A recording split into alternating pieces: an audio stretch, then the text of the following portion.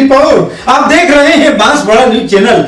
राजस्थान के मुख्यमंत्री अशोक गहलोत ने जन सम्मान व राजस्थान की भावना के साथ हर्षोल्लास के इस उत्सव की समस्त प्रदेशवासियों को हार्दिक बधाई दी। अब 50 जिलों का हुआ राजस्थान। नए जिलों के गठन की मांग पूरी होने पर आज बिरला ऑडिटोरियम में आयोजित जिला व संभाग के ऐतिहासिक स्थापना दिवस कार्यक्रम में क्या कहा अशोक गहलोत ने।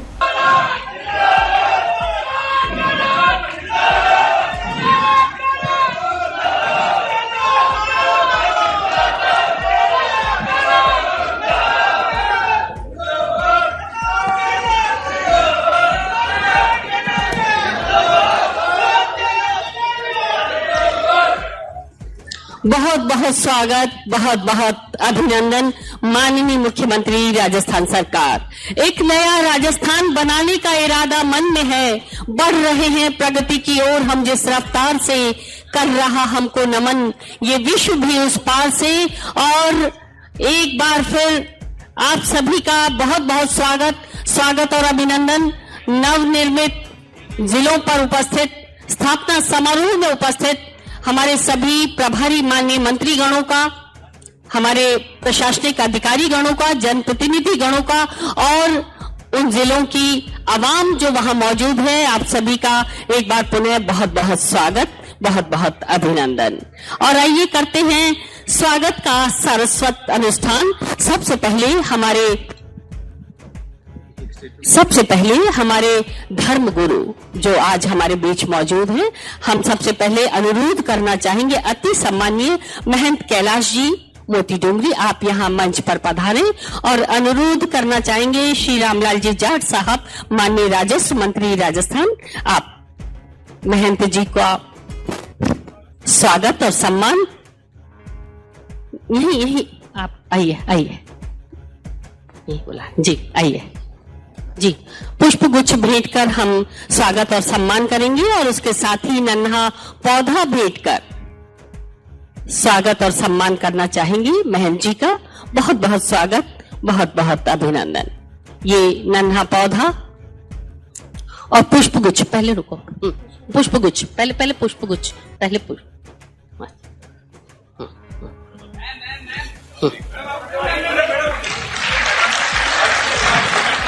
पुष्पगुच्छ।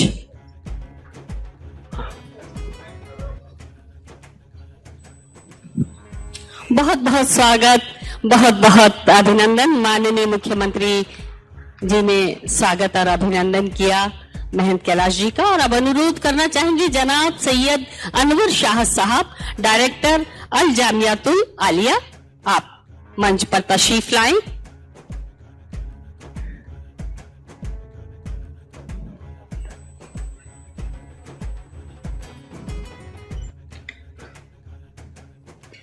पुष्पों की सुरभि के माध्यम से, क्योंकि फूलों में मन को महकाने वाली महक होती है और जब इन फूलों के साथ हमारी भावनाएं मिलती है तो बात ही कुछ और होती है। ये नन्हा पौधा बैम्बू ट्री, ये जनाब सैयद अनवर शाह साहब। और अनुरोध करना चाहेंगे ज्ञानी जगदीश सिंह जी ग्रंथी साहब, गुरुद्वारा राजा पार्क जयपुर, आप मंच पर पधारे। और माननीय से अनुरोध ज्ञानी जगदीश सिंह जी को पुष्प गुच्छ भेंट कर और नन्हा पौधा भेंट कर आपका स्वागत और सम्मान करें।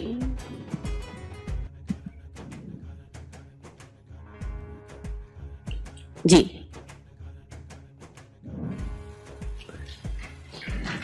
प्रदेश की खुशहाली और अमन चैन के लिए हम धर्म गुरुओं का आशीर्वाद ले रहे हैं। अनुरोध करना चाहेंगे उप प्रवर्तनी महासाध्वी विरक्ता श्री जी महाराज साहब।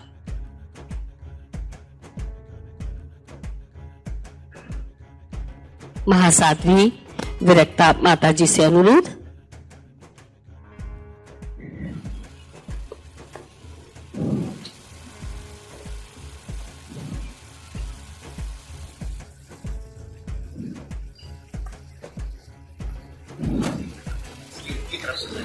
उनके प्रतिनिधि उनके सम्मान को ग्रहण कर रहे हैं और माताजी एक छोटी सी उपहार भेंट माननीय मुख्यमंत्री जी को भेंट कर रही हैं।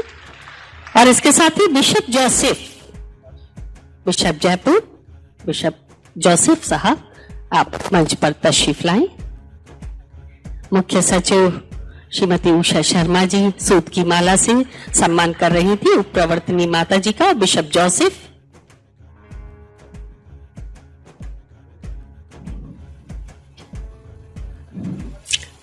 फादर एडवर्ड ओलिवेरी आप भी मंच पर तशरीफ लाएं।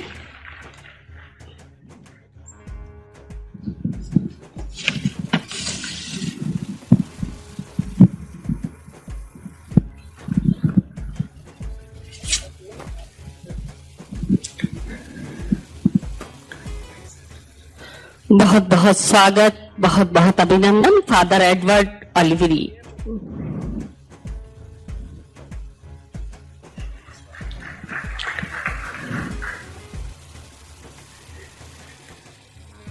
बहुत बहुत धन्यवाद माननीय मुख्यमंत्री जी और माननीय राजस्व मंत्री जी।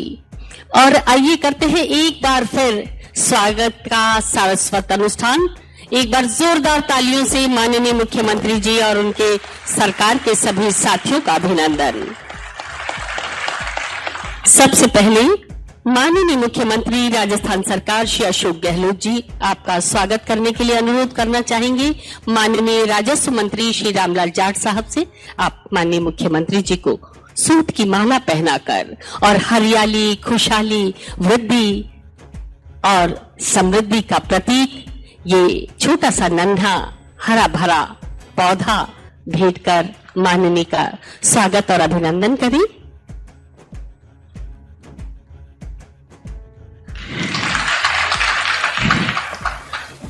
श्री रामलाल जाट माननीय राजस्व मंत्री राजस्थान सरकार अनुरोध करना चाहेंगे जिला कलेक्टर श्री प्रकाश राज पुरोहित जी से आप माननीय मंत्री महोदय को नन्हा पौधा भेंट करें और सूत की माला पहनाकर माननीय राजस्व मंत्री महोदय का स्वागत करें। ये नन्हा पौधा पुनः अनुरोध करना चाहेंगे माननीय जिला कलेक्टर महोदय से श्री लालचंद कटारिया साहब माननीय कृषि मंत्री राजस्थान सरकार आपको भी सूत की माला पहनाकर और ये पौधा भेंट कर स्वागत और सम्मान करें।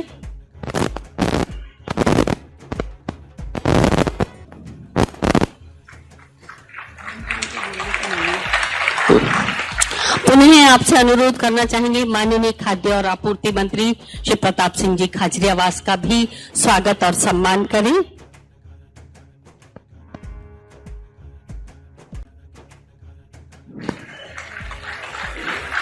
हमारे बीच है श्री गोपाल मीणा जी माननीय विधायक जमवारामगढ़ जयपुर।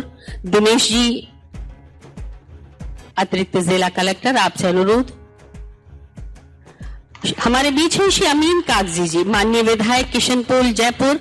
दिनेश जी से पुनः अनुरोध।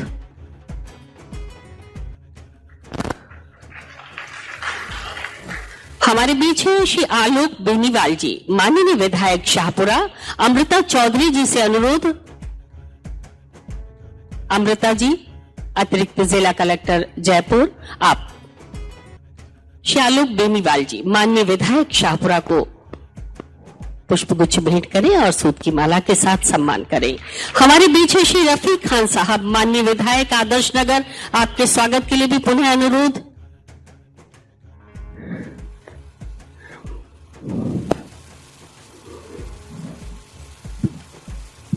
हमारे बीच है श्रीमती गंगा देवी माननीय विधायक बगरू आपके स्वागत के लिए भी पुनः अमृता जी से अनुरोध।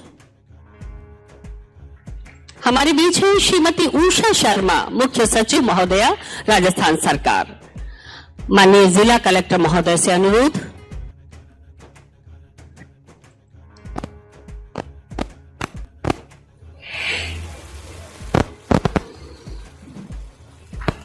हमारे बीच हैं अतिरिक्त मुख्य सचिव श्रीमती अपर्णा अरोरा जी राजस्व अतिरिक्त मुख्य सचिव जिला कलेक्टर महोदय से अनुरोध।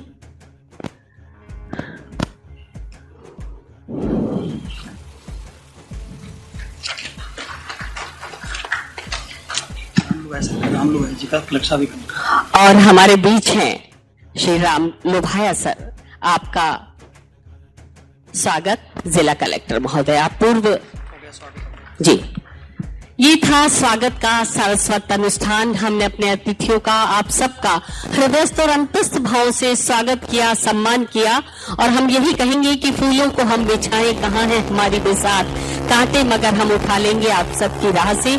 और हमने सभी अतिथियों का स्वागत किया, सम्मान किया। थोड़ा सा वॉल्यूम बढ़ाइए।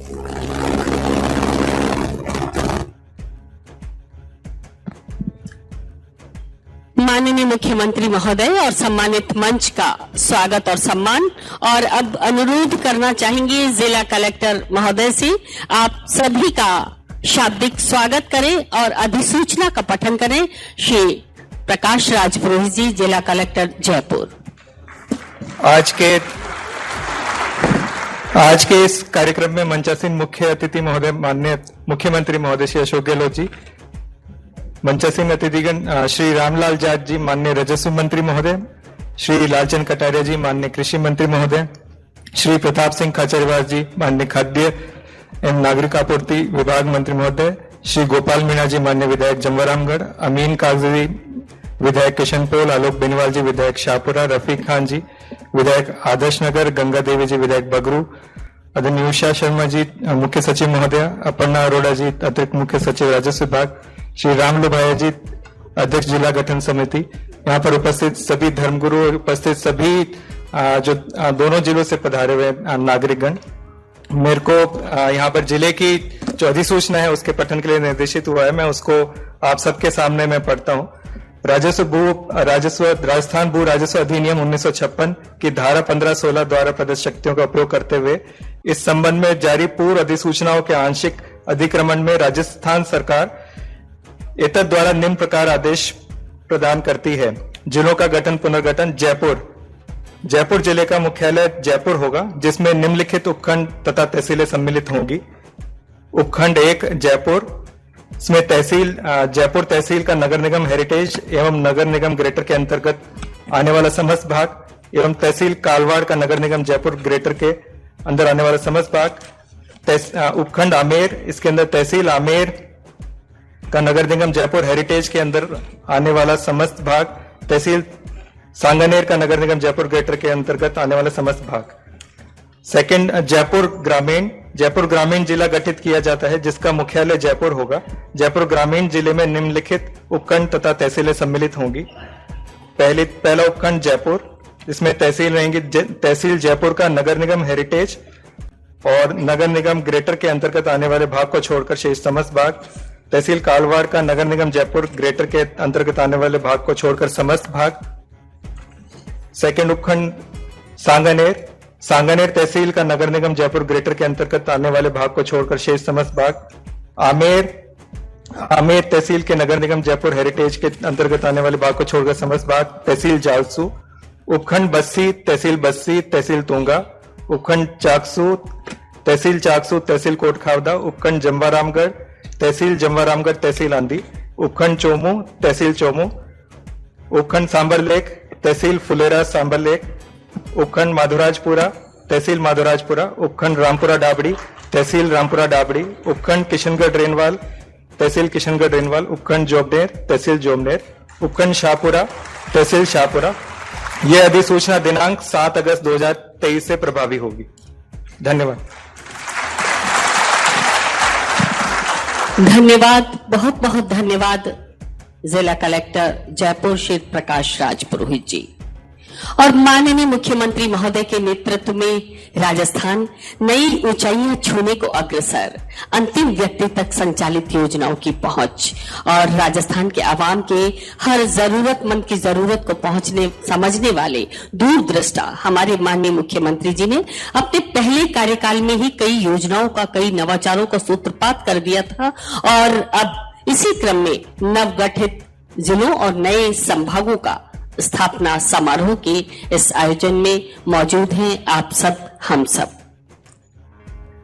अनुरोध करना चाहेंगे माननीय राजस्व मंत्री श्री रामलाल जाट साहब से, आप अपना संबोधन हमें प्रदान करें। माननीय मंत्री महोदय।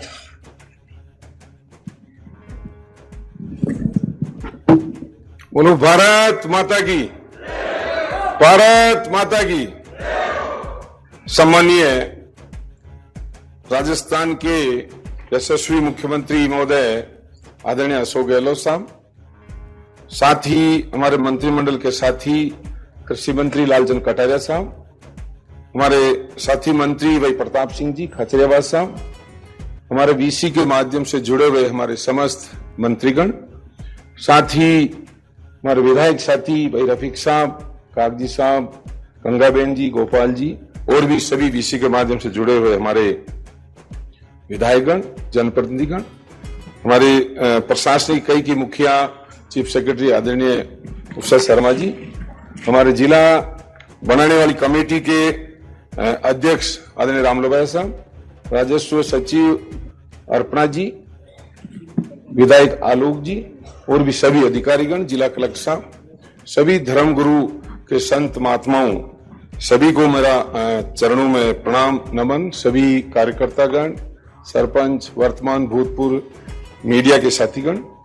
मेरे से पहले अधिसूचना का पठन हुआ। मैं सबसे पहले तो माननीय मुख्यमंत्री जी के स्वास्थ्य की कामना करूंगा कि ऐसा शानदार तरीके से आपने इतिहास तो लिखते हैं कई महानुभाव, लेकिन भूगोल बदलने वाले कम लोग ही होते हैं। आपने राजस्थान का एक भूगोल बदला।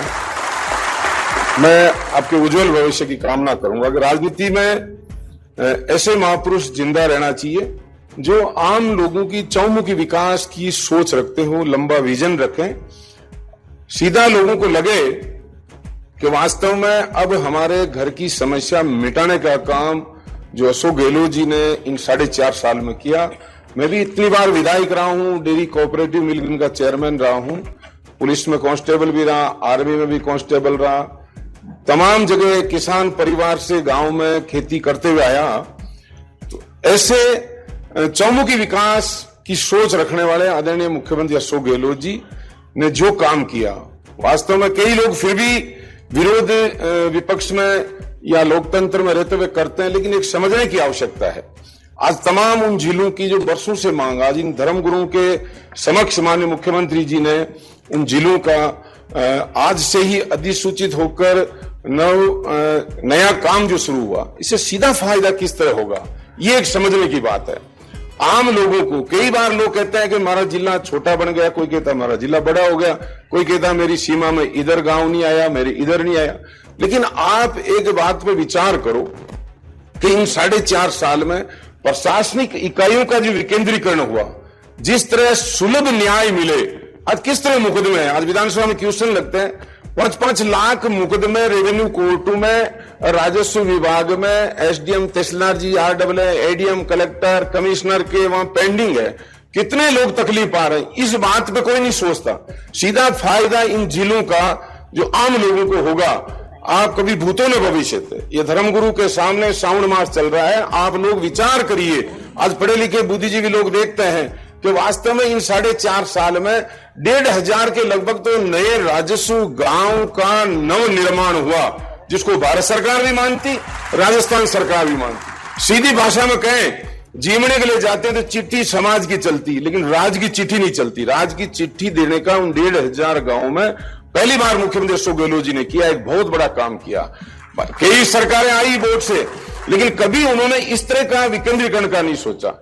इसी तरह हमारी 125 उप तहसील खोल दी मुख्यमंत्री जी ने, इसी तरह हमारे 85 नई तहसील खोल दी, इसी तरह हमारे 35 नए एसडीएम कार्यालय खोल दिए, इसी तरह 13 हमारे एडीएम कार्यालय खोल दिए, इसी तरीके से हमारे आज 19 नए जिले बने। ये सीधा सीधा लाभ आम जनता को होगा। प्रशासनिक अधिकारी सीधे गांव तक पहुंचेंगे, टाइम दे पाएंगे। आज कई लोग राज करने के लिए धार्मिक भावनाएं भड़काते हैं, कई लोग राज करने के लिए लोगों को लड़ाते हैं, लेकिन इस तरह की सोच रखने का काम अशोक गहलोत जी ने किया कि 2020-30 में राजस्थान किस तरह का हो, और उसके लिए महात्मा गांधी का ग्राम स्वराज की जो सपना है वो अशोक गहलोत जी ने साकार किया। और आज इन धर्मगुरुओं के सामने मुझे भी, मैं धन्यवाद दूंगा मुख्यमंत्री जी को, कोटि कोटि धन्यवाद दूंगा कि ऐसे स्वर्णिम अवसर पर मुझे भी राजस्व मंत्री का विभाग दिया, जो इस इतिहास के पन्नों में लिखने वाली चीज में मेरा भी नाम आपने जो कायम किया इन नए जिलों में, बहुत बहुत मैं कोटि कोटि धन्यवाद दूंगा, आज के उज्जवल भविष्य की कामना करूंगा। और सबसे बड़ी बात, कई बार राजस्व मंत्री के नाते ज्ञापन भी आते हैं, हमारे विधायक भी कहते हैं, सरपंचगण भी कहते हैं, कई मीडिया टीवी के माध्यम से धरना प्रदर्शन भी कर रहे हैं, लोग आते हैं, उनको समझने की बात है। ऑप्शन खुला रखा गया, 6 महीने टाइम बढ़ा दिया, नए जिले भी बनेंगे, नए संभाग भी बने।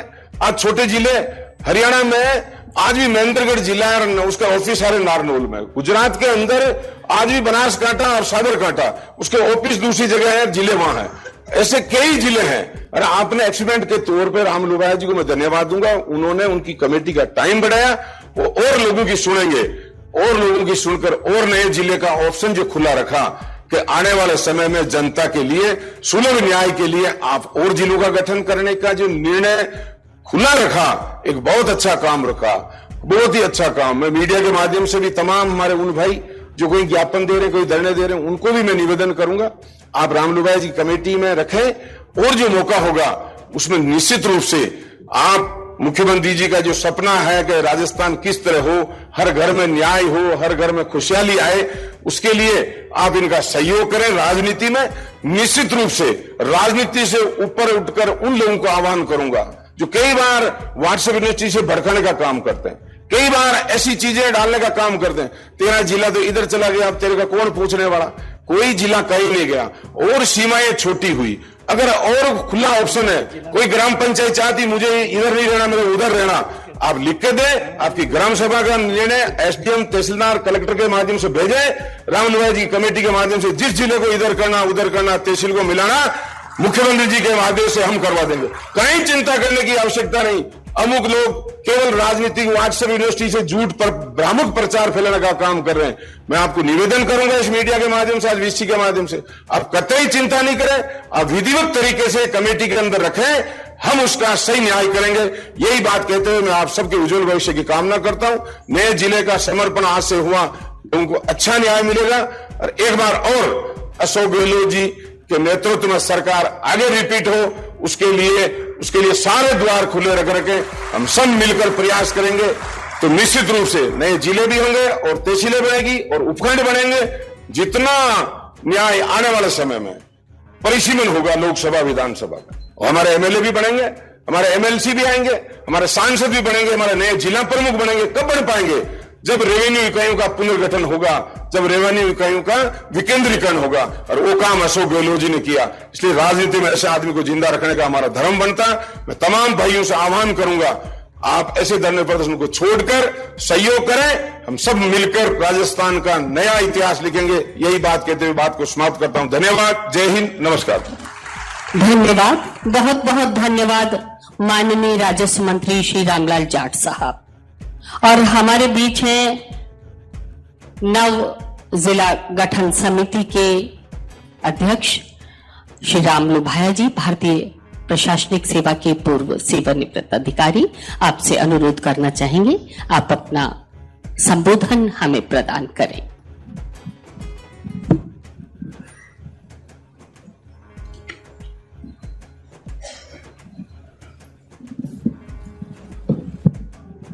सम्माननीय मुख्यमंत्री जी, माननीय मंत्रीगण, मुख्य सचिव महोदया, अतिरिक्त सचिव राजस्व, माननीय विधायक महोदय, उपस्थित सज्जनों एवं देवियों, सबसे पहले तो मैं राजस्थान सरकार का, माननीय मुख्यमंत्री जी का आभार प्रकट करता हूं कि उन्होंने मुझे समिति का अध्यक्ष बनाया, जो एक बहुत ही चुनौती भरा काम था। मैं आपको साफ साफ बताना चाहूँगा कि ऐसे निर्णय करना या ऐसी सिफारिशें करना बहुत ही एक कठिन कार्य था। हमारे पास 60 जगह की मांग हमारे सामने थी और उसके बाद भी मांग आती गई। अनेकों डेपुटेशन हमारे पास आए और जो माननीय मुख्यमंत्री का एक विजन है राजस्थान के लिए कि आज आज़ादी के बाद 75 साल बाद भी हमारी तहसीलें, सब डिविजन्स कई 200 किलोमीटर दूर हैं जिला मुख्यालयों से, वहाँ के लोगों का समाधान कैसे हो, कैसे समीकरण बनाए जाएं तहसीलों के, सब डिवीजन के, और इसमें कई मापदंड हमें ध्यान में रखने पड़ते हैं जब एक जिले का गठन होता है। तो उसको देखते हुए हमने काफी प्रयास किए कि अधिक से अधिक जो वाजिब मांगे हैं उन पर विचार करें। तो हमने अभी तक 37 के करीब मांगों का जो परीक्षण करने के बाद इस नतीजे पर पहुंचे, और आज मुझे कहते हुए ये कोई भी किसी प्रकार की परेशानी नहीं है कि जब माननीय मुख्यमंत्री जी के सामने मैंने रिपोर्ट प्रस्तुत की तो उन्होंने पहले ही कहा कि 19 जिले, ये तो बहुत लंबा काम है। तो उन्होंने कहा ठीक है, मैं रिपोर्ट पढ़ूंगा। और ये सुनने के बाद हमें भी आशा नहीं थी कमेटी में कभी भी कि वो 19 के 19 जिलों की घोषणा करेंगे। इससे मैं खुद हैरान था, मैं बाहर था उस समय, मुल्क से बाहर था, मुझे किसी ने बताया, मुझे खुद ये यकीन नहीं आया कि इतना बड़ा फैसला कोई सरकार इतनी जल्दी कर सकती है। ये एक बहुत बड़ी उपलब्धि है। ये कहें राजस्थान के निवासियों के लिए मेरे ख्याल में इससे सुनहरी मौका नहीं आ सकता। ठीक है, कुछ जिलों से अभी कई तरह की परेशानियां आ रही हैं, लोगों के में कई जगह पे रोष भी है कि हमारा जिला नहीं बना, लेकिन सरकार ने ऑप्शन खुला रखा है। अभी हमारे सामने मांगे पड़ी हैं उनको सुनेंगे, उनकी जो वाजिब मांगे हैं उन पर कमेटी निश्चित रूप से विचार करेगी, और हम प्रयास करेंगे कि अधिक से अधिक लोगों को सरकार का जो नीतियां हैं, सरकार के कार्यक्रम हैं, उनको नजदीक उनको प्राप्त हों और उनको मिलें। और मैं आश्वस्त करता हूं कि हम पूरा प्रयास करेंगे कि जो भी न्यायोचित मांगे हैं उन पर हम विचार करें, और हम सरकार को अपनी रिपोर्ट देंगे, और ये माननीय मुख्यमंत्री जी उस पर निश्चित रूप से विचार करेंगे। मैं इतना ही कहना चाहता हूं, और इससे ज्यादा मेरे पास कहने के लिए कुछ नहीं है। पुनः आभार प्रकट करता हूं सरकार का और माननीय मुख्यमंत्री जी का कि मुझे इस एक बड़े मिशन में शामिल करके उन्होंने ये मौका दिया। बहुत बहुत धन्यवाद।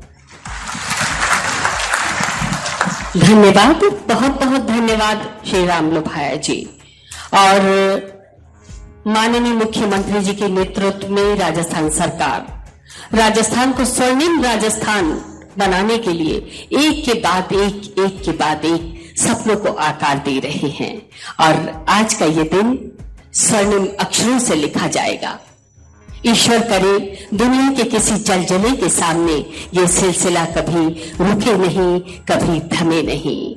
हमारे बीच में मुख्य सचिव राजस्थान श्रीमती उषा शर्मा जी, आपसे अनुरोध करना चाहेंगे अपना संबोधन हमें प्रदान करें। माननीय मुख्य सचिव महोदया।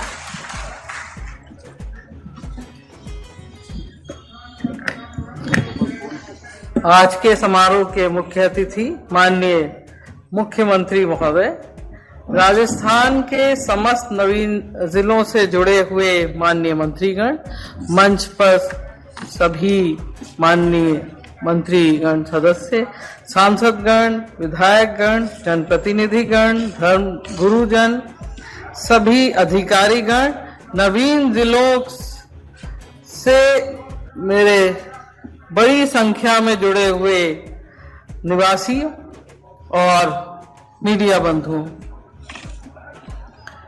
जन भावना का हुआ सम्मान, 50 जिलों का हुआ राजस्थान, बहुत बड़ा ऐतिहासिक दिन है। और मैं आपकी ओर से और सभी की ओर से माननीय मंत्री महोदय का बहुत बहुत धन्यवाद देना चाहूंगी। और मुख्य सचिव होने के नाते मैं यहाँ कुछ अपनी भावनाओं से भी अवगत कराना चाहूंगी कि हर मुख्य सचिव का एक सपना होता है कि वो इस तरह के पलों का, जो ऐतिहासिक पल होते हैं, उसका हिस्सा बने। और आज मैं मुख्य सचिव के पद पर इस ऐतिहासिक पल का हिस्सा बनी, मुझे इस बात की बेहद बेहद खुशी है। जब से मैंने पद ग्रहण किया है, तब से जब भी मैं किसी परिवादी से मिलती थी और वो जब ये कहते थे कि उनको जिले में जाने में वक्त लगता है, या अंतिम छोर तक जिस तरह से सक्रिय तरीके से मॉनिटरिंग करके या दौरा करके जिस तरह से लाभ मिलने चाहिए, भरपूर कोशिशों के बाद भी कभी कभी कुछ कमियां रह जाती थी और माननीय मुख्यमंत्री महोदय ने बजट घोषणा में जो जिलों का घोषणा की, उससे जो गुड गवर्नेंस मॉडल राजस्थान का जो है, उसमें इन नए जिलों की स्थापना से उनमें बहुत बहुत इजाफा होगा गुड गवर्नेंस में। और राजस्थान आज भी ज्यादा से ज्यादा योजनाओं में अव्वल नंबर पे या पहले 3 नंबर में है। अब सभी योजनाओं में अव्वल रहेगा। इन नव सृजित जिलों से हम ये सुनिश्चित कर पाएंगे। जिलों की स्थापना से उन जिलों में इकोनॉमिक एक्टिविटीज, ग्रोथ, नए हॉस्पिटल, नए कॉलेज, नए पुलिस स्टेशन, नए न्यायालय, ये सब जो है इनका गठन होगा। तो आप समझ सकते हैं कि इन सब के गठन से किस तरह से वहां इन्वेस्टमेंट आएगा, किस तरह से रोजगार के अवसर और सृजन होंगे। इसकी सूची बहुत लंबी है, तो मैं बहुत ब्रीफ में ही आपको बताना चाहूंगी कि मैं इस पद पे ये समझ सकती हूं कि अब इन जिलों की स्थापना के बाद, गठन के बाद, आज से जिला कलेक्टर्स, एसपी जो अब तक ओएसडीज थे, जिन्होंने वहां जाके उन जिलों को, नए जिलों को समझा, वहां की परेशानियां, तकलीफ समझी, अब आज से जब वो जिला कलेक्टर्स और एसपी अपने पद को एज जिला कलेक्टर एसपी संभालेंगे, तो उनकी और उनकी टीम सक्रिय होके सभी योजनाएं, और राजस्थान में जिस तरह की योजनाएं आपने महंगाई राहत कैंप में देखी, वो अपने आप में देश में एक मॉडल बन के उभरा है। और सभी व्यक्तियों को इसमें जो है, ज्यादा से ज्यादा परिवारों को इसमें जो है लाभ मिले हैं। और जो हमने डीबीटी के माध्यम से माननीय मुख्यमंत्री महोदय के मार्गदर्शन में समय समय पर जो है डायरेक्ट लाभ से लाभार्थियों को किस तरह से लाभ दिए गए हैं, आप सब उससे परिचित हैं। चाहे वो गैस सब्सिडी था, पेंशन थी, चिरंजीवी था, पालनहार था। सूची इतनी लंबी है कि शायद 1 से 2 घंटे भी योजनाओं के विवरण देने में शायद कम पड़ेंगे। तो आज मैं पुनः माननीय मुख्यमंत्री महोदय को, राजस्व मंत्री महोदय को, पूरी टीम को, आप सभी की ओर से बहुत बहुत धन्यवाद, बहुत बहुत बधाई देना चाहूंगी। और आज ये स्वयं अवसर है, और इस नए रेजोल्यूशन के साथ की ये जो ऐतिहासिक पल है और जो हमें इसमें सौगात मिली है, इसमें हम पार्टिसिपेट करके नई ऊर्जा से, नए कॉन्फिडेंस के साथ हम बेहतरीन, सबसे बेहतरीन मॉडल राजस्थान का गवर्नेंस में बनाए। हम इसी आशा के साथ माननीय मुख्यमंत्री महोदय को ये आश्वस्त करना चाहेंगे कि जो आपका सपना है और जिस उद्देश्य से आपने बजट घोषणा की, जिसकी क्रियान्विति आज पूरी तरह से हो गई है, उसमें हम आपकी अपेक्षाओं में खरे उतरेंगे। बहुत बहुत धन्यवाद। धन्यवाद, बहुत बहुत धन्यवाद मुख्य सचिव राजस्थान श्रीमती उषा शर्मा जी। समृद्ध विकसित भारत, एक स्वप्न जो तैरता था राष्ट्रपिता महात्मा गांधी की आंखों में, ख्वाब जिसे लेकर बढ़े थे हमारे प्रथम प्रधानमंत्री जवाहरलाल नेहरू, और संपन्न समृद्ध राजस्थान, एक स्वप्न जिसे पूरा करने में आज भी जुटा है माननीय मुख्यमंत्री श्री अशोक गहलोत जी के साथ प्रदेश का नेतृत्व। हमारे सभी माननीय मंत्रीगण अपने अपने प्रभारी जिलों में मौजूद हैं। आज इस जिलों के स्थापना दिवस के समारोह में राजस्थान सरकार के प्रमुख सरोकारों पर, इस पथ पर कदम दर कदम आगे बढ़ती प्रदेश सरकार, और जिन पलों का हमें बेसब्री से इंतजार था। सचमुच हमारा राजस्थान, स्वर्णिम राजस्थान, आइए करते हैं उन क्षणों में सहभागी बनते हैं हम सब। मैं कहना चाहूंगी कि कल मिले न मिले लोग गवाही के लिए, कल आपके हाथ उठे न उठे वाहवाही के लिए, आज के दिन को बना ले यादगार इतना कि कोई कोना न बचे रात की स्याही के लिए। जोरदार तालियों से अभिनंदन कीजिए, स्वागत कीजिए माननीय मुख्यमंत्री महोदय के साथ आपके सभी सरकार के माननीय मंत्रीगणों का और आपके सभी विधायक गणों का और प्रशासनिक अधिकारी गणों का जो शामिल थे इस मुहिम में। जनभावना का हुआ सम्मान, 50 जिलों का हुआ राजस्थान, नवीन गठित जिलों का स्थापना कार्यक्रम जिसमें मौजूद हैं आप सब, हम सब।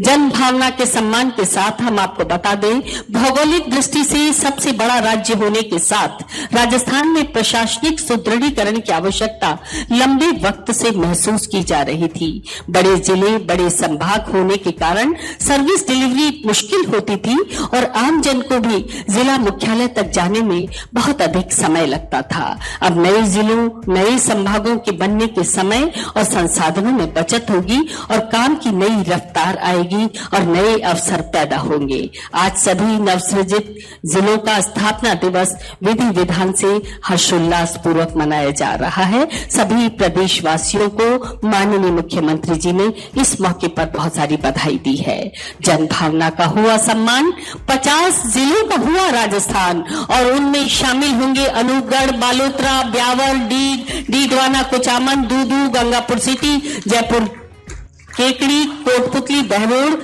खैरथल, तेजारा, नीम का थाना, फलौदी, सलूम्बर, सांचौर और शाहपुरा और इसके साथ ही 3 नए संभागों की सौगात इस राजस्थान को सीकर, बांसवाड़ा और पाली। और आइए आगे बढ़ते हैं। सबसे पहले हम संभाग, सबसे पहले सीकर संभाग और इसके बाद पाली संभाग, बांसवाड़ा संभाग। और आइए अनुरोध करना चाहेंगे माननीय मुख्यमंत्री महोदय से रिमोट का बटन दबाकर नवनिर्मित जिलों का शिला पट्टिकाओं का अनावरण। सबसे पहले अनूपगढ़, जोरदार तालियों से अभिनंदन कीजिए, स्वागत कीजिए और यादगार बनाइए इन क्षणों को। अनूपगढ़,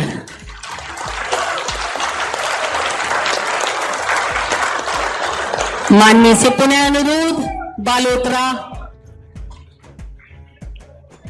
माननीय से पुनः अनुरोध ब्यावर,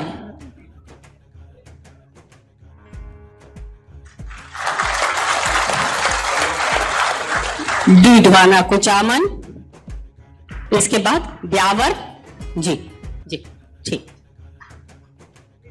जी।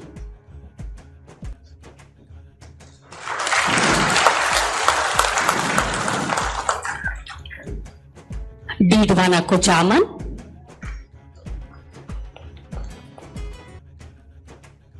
और इसके बाद डीग।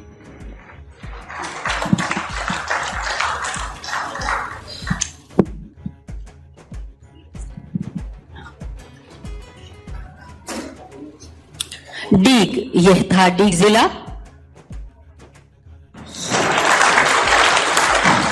अरे ताली जोरदार बजा भाई आप लोग। और ये आप लोग दूदू तालियों की लगातार गूंजते रहना चाहिए इन ऐतिहासिक क्षणों में। यह है दूदू।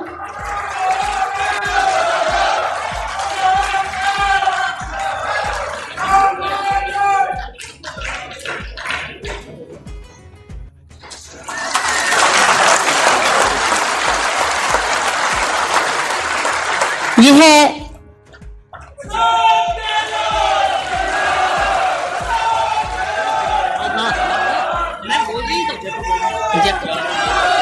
के लिए, हाँ, जयपुर ग्रामीण, जोधपुर ग्रामीण। नेक्स्ट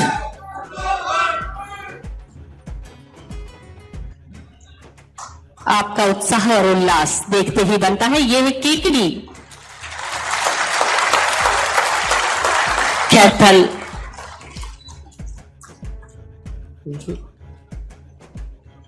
खैरथल, तेजारा।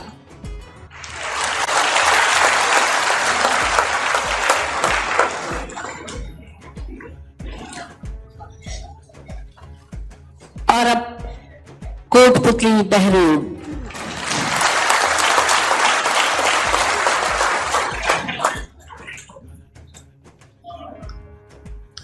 ये नवनिर्मित जिला नीम का थाना। हाँ हाँ बाकी भी।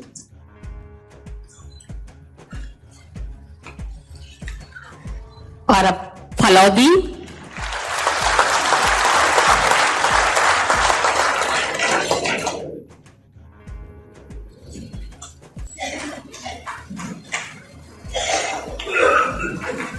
सलूंबर, वादा निभाया, सलूंबर को जिला बनाया।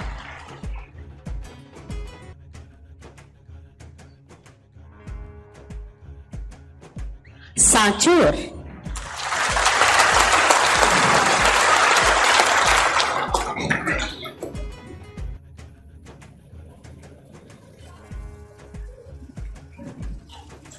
और ये है शाहपुरा। एक बार फिर जोरदार तालियों से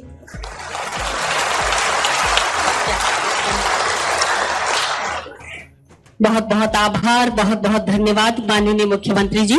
और नवनिर्मित जिलों की हम आपको बता दें, ये जितने भी जिलों का आज हम माननीय मुख्यमंत्री महोदय ने अपने कर कमलों से जो पट्टिकाओं का अनावरण किया है, सचमुच जब इन ऐसे संकल्पवान करों के द्वारा यह अनावरण होगा तो राजस्थान ही नहीं संपूर्ण राष्ट्र भी प्रकाशित होगा। और अब इन नवनिर्मित जिलों की वेबसाइट हमने बनाई है। हमारी आईटी टीम से अनुरोध करना चाहेंगे, माननीय के कर कमलों से इस वेबसाइट को बटन दबाकर लोकार्पण करवाएं। माननीय के कर कमलों से ये नवनिर्मित जिलों की वेबसाइट, और आप सब स्क्रीन पर देख पाएंगे ये नए जिलों की वेबसाइट। और जब आप इस वेबसाइट को देखेंगे तो इसमें आपको सारी जानकारी उस जिले के बारे में, उसके क्षेत्रफल के बारे में, उसकी जनसंख्या के बारे में, कहां कैसी सुविधाएं उपलब्ध होगी, वो सारी जानकारी इन वेबसाइट पर आप देख पाएंगे। ये है हमारे नवनिर्मित 17 जिलों की वेबसाइट। अनूपगढ़, बालोतरा, ब्यावर, डीडवाना, कुचामन, दूदू, गंगापुर सिटी, जयपुर ग्रामीण, केकड़ी, जोधपुर ग्रामीण, कोटपुतली, बहरोड, खैरथल, तेजारा, नीम का थाना, फलौदी, सलूंबर, सांचौर और शाहपुरा।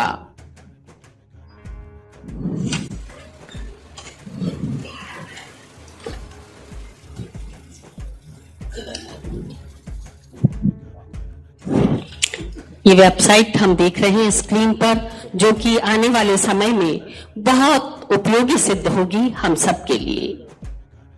और हम आपको बता दें, सभी जिलों में आज हवन, पूजा, यज्ञ किया गया। प्रदेश की सुख, शांति और खुशहाली की कामना को लिए हुए, और सभी जिलों में हमारे प्रभारी मंत्री, उनके साथ प्रशासनिक अधिकारीगण और वहां की आवाम, जनप्रतिनिधिगण मौजूद रहे। और आज बिरला ऑडिटोरियम में ये राज्य स्तरीय समारोह, नवनिर्मित जिलों के स्थापना समारोह का ये मुख्य आयोजन।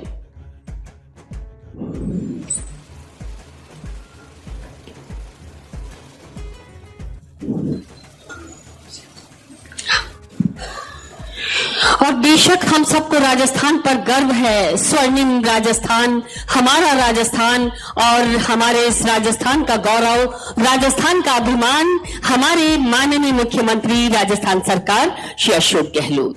क्योंकि किसी भी प्रदेश की पहचान सिर्फ उसके नक्शे पर उतरी हुई रेखाकृतियों से नहीं की जाती। जो मानचित्र आज हमने देखे हैं नवनिर्मित जिलों के और राजस्थान का मानचित्र, बल्कि उसकी असल पहचान होती है उसके पुरुषार्थ से, उसकी उपलब्धियों से। और राजस्थान को शिखर की उपलब्धियों को जब हम इन देखते हैं, इन उपलब्धियों के साथ जब हम मौजूदा नेतृत्व को देखते हैं, आवाम के लिए मौजूदा नेतृत्व की संवेदनशीलता को देखते हैं, तो अपने आप को सौभाग्य से भरा पाते हैं। सचमुच हमें गर्व है, हमें अभिमान है। माननीय मुख्यमंत्री राजस्थान सरकार, आपसे अनुरोध करना चाहेंगे, अपना उद्बोधन, अपना उत्प्रेरण, अपना आशीर्वचन हम सबको प्रदान करें। माननीय मुख्यमंत्री राजस्थान सरकार श्री अशोक गहलोत जी।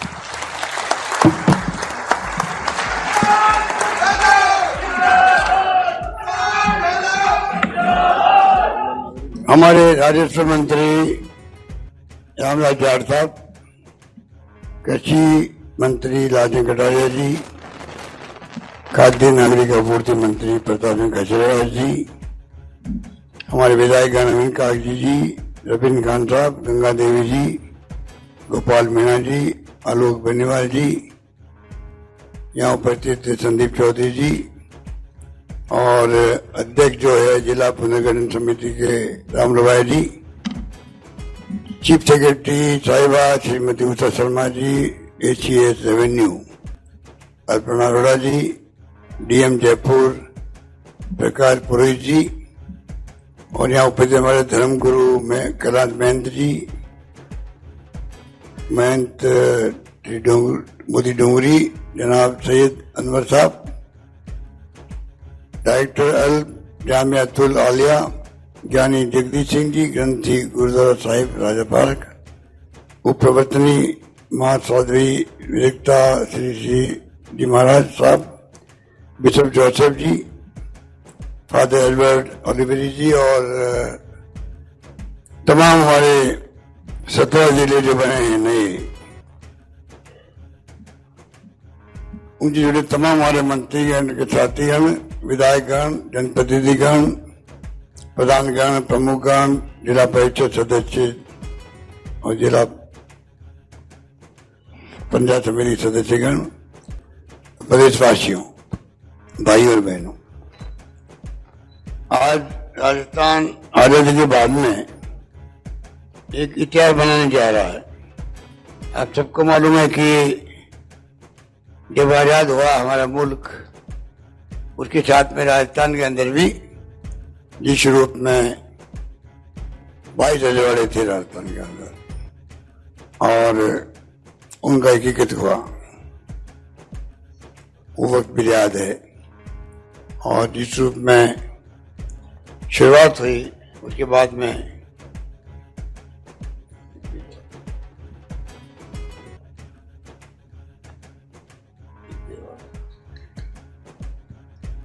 आप सोचिएगा कि बचपन से हम देखते आ रहे हैं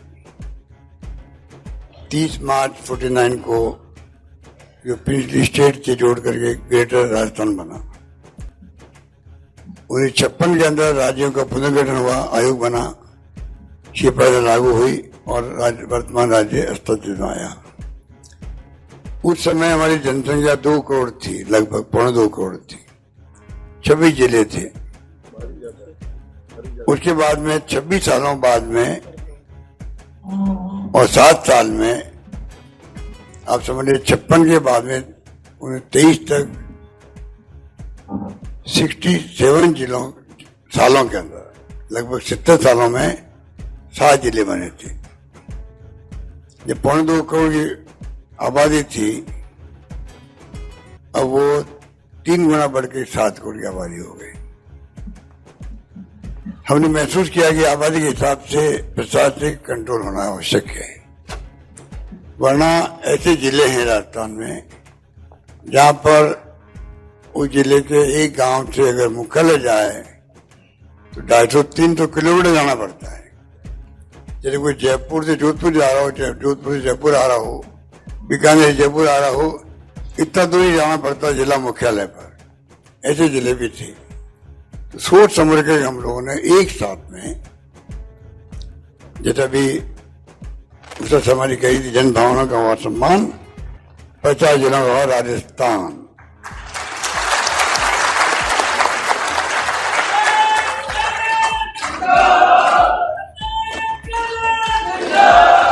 ये मामूली बात नहीं है। एक साथ जो जिले बनाए गए हैं, आप कल्पना कर सकते हो, 33 जिले बन गए, 50 बन गए हैं। ये हिंदुस्तान में कहीं नहीं हुआ। आंध्र प्रदेश में कुछ जिले जो बने थे 25 प्रकार थे। राजस्थान में रामलवारी कमेटी बनाई गई, बहुत मेहनत करी उन्होंने, लोगों की भावना, जिलों के लोगों की भावनाओं को समझा और 19 जिले साथ में अस्तित्व आ गए। सीकर पाली बांसवाड़ा 3 संभाग बन गए। एक नई शुरुआत राजस्थान में क्यों हो रही है, जो मैं बार बार कहता हूं आपको, 2030 हमारा विजन होना चाहिए राजस्थान वासियों का। अभी तक हम लोग अकाल सूखे से जूझते रहते थे। रेगिस्तान के नाम से राजस्थान का नाम जाना जाता था देश के अंदर, दुनिया के अंदर भी। राजस्थान हमारे रेगिस्तान, बरसात होती नहीं थी अधिकांश जगहों पर। 50-60 साल में बदलाव भी आ गया, मानसून में भी आ गया, प्रकृति ने हमारा साथ दिया। 4 कानून बनाए डॉक्टर मनमोहन सिंह जी ने, सोनिया गांधी जी ने, इतिहास बन गया। वो भी एक नई शुरुआत है। पब्लिक को अधिकार दो कानून बना करके। पहली बार शिक्षा का अधिकार, खाद्य सामग्री का अधिकार, 2 रुपए किलो गेहूं, 3 रुपए किलो चावल, और RTI, और उससे ऊपर नरेगा। नरेगा ने क्रांति पैदा कर दी देश के अंदर। नरेगा नहीं होता तो आप कल्पना कीजिए, विश्वव्यापी जो महामारी आई थी कोविड की, कोरोना की, कई हमारे साथी चले गए, और जो मजदूर लाखों लोग चल रहे थे सड़कों पर, आपने हमने सबने देखा टीवी के अंदर। नरेगा नहीं होता तो उनका क्या होता? सबको रोजगार मिला नरेगा से, जबकि उसके लिए तो कहा जा रहा था कि कांग्रेस का स्मारक रहेगा। नरेगा में कोई दम नहीं है। नरेगा आज भी सबसे इंपॉर्टेंट रोजगार का साधन है। आपके आशीर्वाद से, प्रदेशवासियों के आशीर्वाद से, हमने एक नया कानून बनाया है, मिनिमम गारंटी एक्ट बनाया असेंबली के अंदर।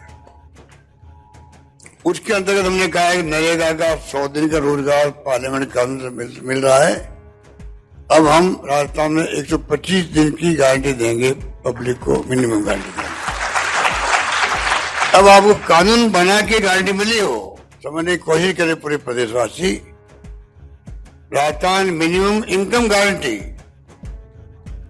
राजस्थान मिनिमम जो ये गारंटी है, उसके अंतर्गत इंदिरा गांधी शहरी रोजगार योजना की 125 दिन की गारंटी।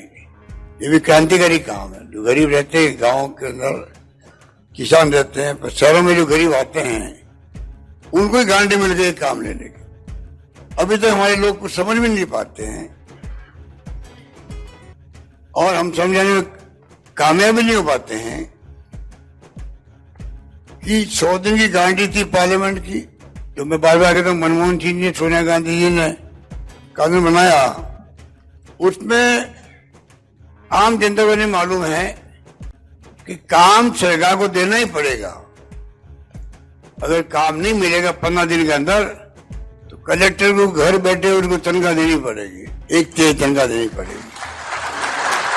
नहीं मालूम, लोगों को फायदा उठा नहीं पाते हैं। हमने गारंटी दी वापस, 125 दिन में काम देना पड़ेगा, वरना घर बैठे पैसा देना पड़ेगा। शहरों में भी किया हमने, इसके नियम कायदे बनेंगे। अभी हाल ही में एक्ट पास हुआ है। तो मैं आपको कहना चाहूंगा कि जो नया फैसले राजस्थान में हुए हैं, नया राजस्थान उभर के आया है। 2030 की बात करने की हिम्मत क्यों कर रहा हूं, क्यों मैं साझ कर रहा हूं? मैं प्रदेशवासियों के विश्वास के आधार पर साझ कर रहा हूं। मैंने महसूस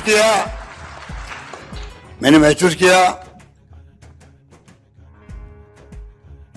अब राजस्थान में दम कम है, जो पहले नहीं था, क्योंकि अकाल हुए पड़ते थे, रोजगार मिलता नहीं था, उद्योग धंधे थे नहीं, परेशानी होती थी ज्यादा। अब हम शिक्षा के क्षेत्र में सारी प्रीमियम संस्थाएं देश की जो है, IIT, IIM, IIIT, law university, और उससे अधिक राजस्थान में आयुर्वेद यूनिवर्सिटी जो देश में कहीं नहीं थी। आयुर्वेद के बाद पहली यूनिवर्सिटी मैंने बनाई आयुर्वेद की, जयपुर में संस्कृत विश्वविद्यालय पहला हमने बनाया है। और साथ में लिफ्ट की स्कीम होती है, बहुत शानदार ट्रेनिंग होती है। कैसी यूनिवर्सिटी 3-4 खोल दी हम लोगों ने, पहले एक थी उदयपुर के अंदर। कॉलेज अनेक खोल दी, कैसी कॉलेज खोल दी। कॉलेज 70 साल में खोली है 250, मैंने 4.5 साल में खोल दी 3 कॉलेज खोल दी राजस्थान में। सारी स्कूलों को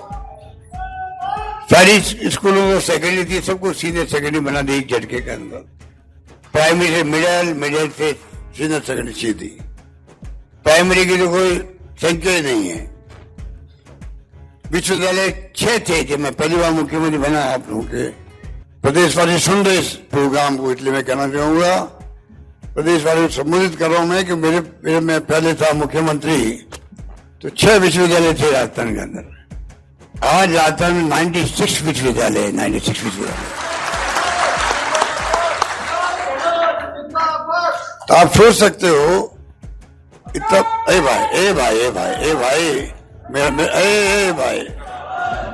भाई थोड़ा मेरा फ्लो टूट जाएगा, मैं कई बार भूल जाऊंगा। फिर मैं बात सुनो, मेहनत लोग बैठे हुए हैं साधु संतों की तरह। मैं अगर प्रवचन करने लगूं तो 4-5 घंटे के प्रवचन में कम होगा। ये स्थिति है कामों की। तो मैं कहना चाहूंगा आपको कि आज शिक्षा में हम बहुत आगे बढ़ चुके हैं देश के अंदर। पहले हमारे बच्चे महाराष्ट्र में, पुणे में, बेंगलोर में, मेरी बच्चे भी, मेरे खुद के लड़के भी, वैभव गहलोत भी, सोनिया गहलोत भी, वो सोनिया अंकल हो गई शादी होने के बाद में, वो बच्चे भी पुणे में पढ़े हैं वहां पर। आप सोच सकते हो आज बच्चों को जाने की जरूरत नहीं बाहर। हमारे परिवार वाले भेजते, लड़की को भेजते नहीं है बाहर देश के अंदर। आज गांव के पास स्कूल हो, नजदीक में कॉलेज हो, और मैंने कह दिया 500 लड़के जहां स्कूल में होगी उसको कॉलेज बना दिया जाएगा।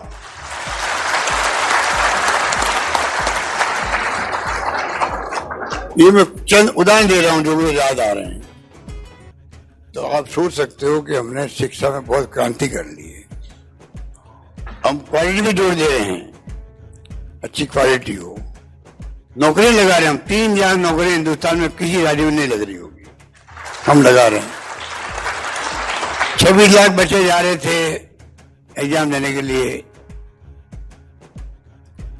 हमने पर्सनल इंटेक लिया, सब बच्चों को फ्री रोडवेज बच्चे में हो जाएंगे। प्रताप सिंह खसेवाल था ट्रांसपोर्ट मिनिस्टर, मीटिंग चली हमारी, पैसे का आयोजन, बड़ा आयोजन था 26 लाख बच्चों का। वहां जानकारी मिली रोडवेज की बसें कम पड़ रही है, तो मैंने अनाउंस किया कम पड़ी प्राइवेट बसें लगाओ और फ्री में बच्चों को भेजो एग्जाम देने के लिए। फिर हमने कलेक्टर को फोन किया सीएस के माध्यम से, बच्चे दूर दूर से आएंगे, अन्य जिलों में जाएंगे, कहाँ तो रहेंगे, कहाँ खाना खाएंगे। हमने कहा इन सबके रहने का इंतजाम करवाओ धर्मशालाओं में या और भी जगहों पर। चैम्बर को, कॉमर्स को, इंडस्ट्री वालों को, समाज सेवाओं को खाने के प्रबंधन भी करे। मुझे कहते घर है, एकमात्र राजस्थान राज्य था जिसने इतना बड़ा काम किया। आगरा से बच्चे आए यहाँ पर एग्जाम देने के लिए। मुझे किस्सा बताया कि आगरा से बच्चे उतरे धौलपुर में, 2 बच्चे थी जिनको बसेली जाना, बसेली में उनका सेंटर आ गया। तो वहां के एसडीओ ने दोनों बच्चों को गाड़ी के अंदर बसेली भेजा, वापस आया उनको ट्रेन बैठाने के लिए, खाने का इंतजाम किया, रहने का इंतजाम किया। एग्जाम्पल दे रहा हूं आपको मैं। और जैसे ही पूरे देश, हर राज्य में जो बेईमानी हो रही है, जुडिशरी में हो रही है, हाईकोर्ट का एग्जाम हो गए, आर्मी में एग्जाम हो गए, यूपी में, गुजरात में 22 बार पेपर आउट हो गए। हमारे यहाँ भी पेपर आउट की खबर आई। हमने हिम्मत दिखाई, कई राज्य सरकारें, पिछली गवर्नमेंट ने भी, अगर पेपर आउट भी हो गया है वो छिपाते थे, कभी हो गया तो हो गया, कम से कम एग्जाम बच्चों को आगे बढ़ाओ। हमने वो काम नहीं किया, क्योंकि लाखों बच्चों के दिल में आता, पता नहीं मैं नौकरी में आ जाता पेपर आउट हो गया और सरकार कुछ नहीं कर रही है। हमने एग्जाम कैंसिल किया और जो हमने उनको खाने पीने का इंतजाम किया, रहने का इंतजाम किया, बसें फ्री करी, वो तो चला गया पीछे। और अपोजिशन पार्टी वालों के पास और कुछ काम है नहीं। आप जान सकते हो कोई काम है क्या उनके पास में? कोई काम किया उन्होंने? आज अगर वो हमारी आलोचना करते 5 साल से जम करके प्रदर्शन करते, हर इश्यू पे करते, मुझे खुशी होती है। मैं उन लोगों में हूं, मैं मोदी जी की तरह नहीं हूं कि मैं अहम घमंड में चलूं। मैं उन आलोचनाओं को, उनकी शिकायतों को, उनके धरनों को, प्रदर्शन को लेता इस रूप में इसमें भी कुछ सच्चाई हो सकती है तो हमें ध्यान दो, उस पर सुधार करो जिससे पब्लिक का भला हो। ये हमारी सोच है। तो कुछ नहीं किया इन लोगों ने, खाली फॉर्मेलिटी कर रही है, फॉर्मेलिटी करते हैं। अब कहा नहीं चेहरा कुछ नहीं होगा, मोदी जी चेहरा होंगे राजस्थान के अंदर।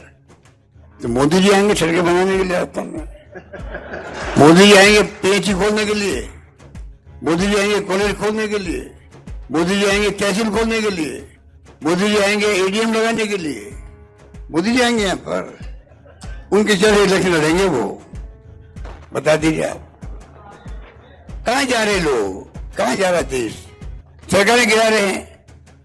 अरे डेमोक्रेसी को जिंदा रखो मोदी जी। अगर आप दुनिया के मुल्कों में जाते हो, मैंने कहा मोदी जी के मुंह पे कहा मैंने मानगढ़ में बांसवाड़ा के अंदर, मोदी जी आप जाते हो दुनिया के मुल्कों में आपका सम्मान होता है। क्यों होता है?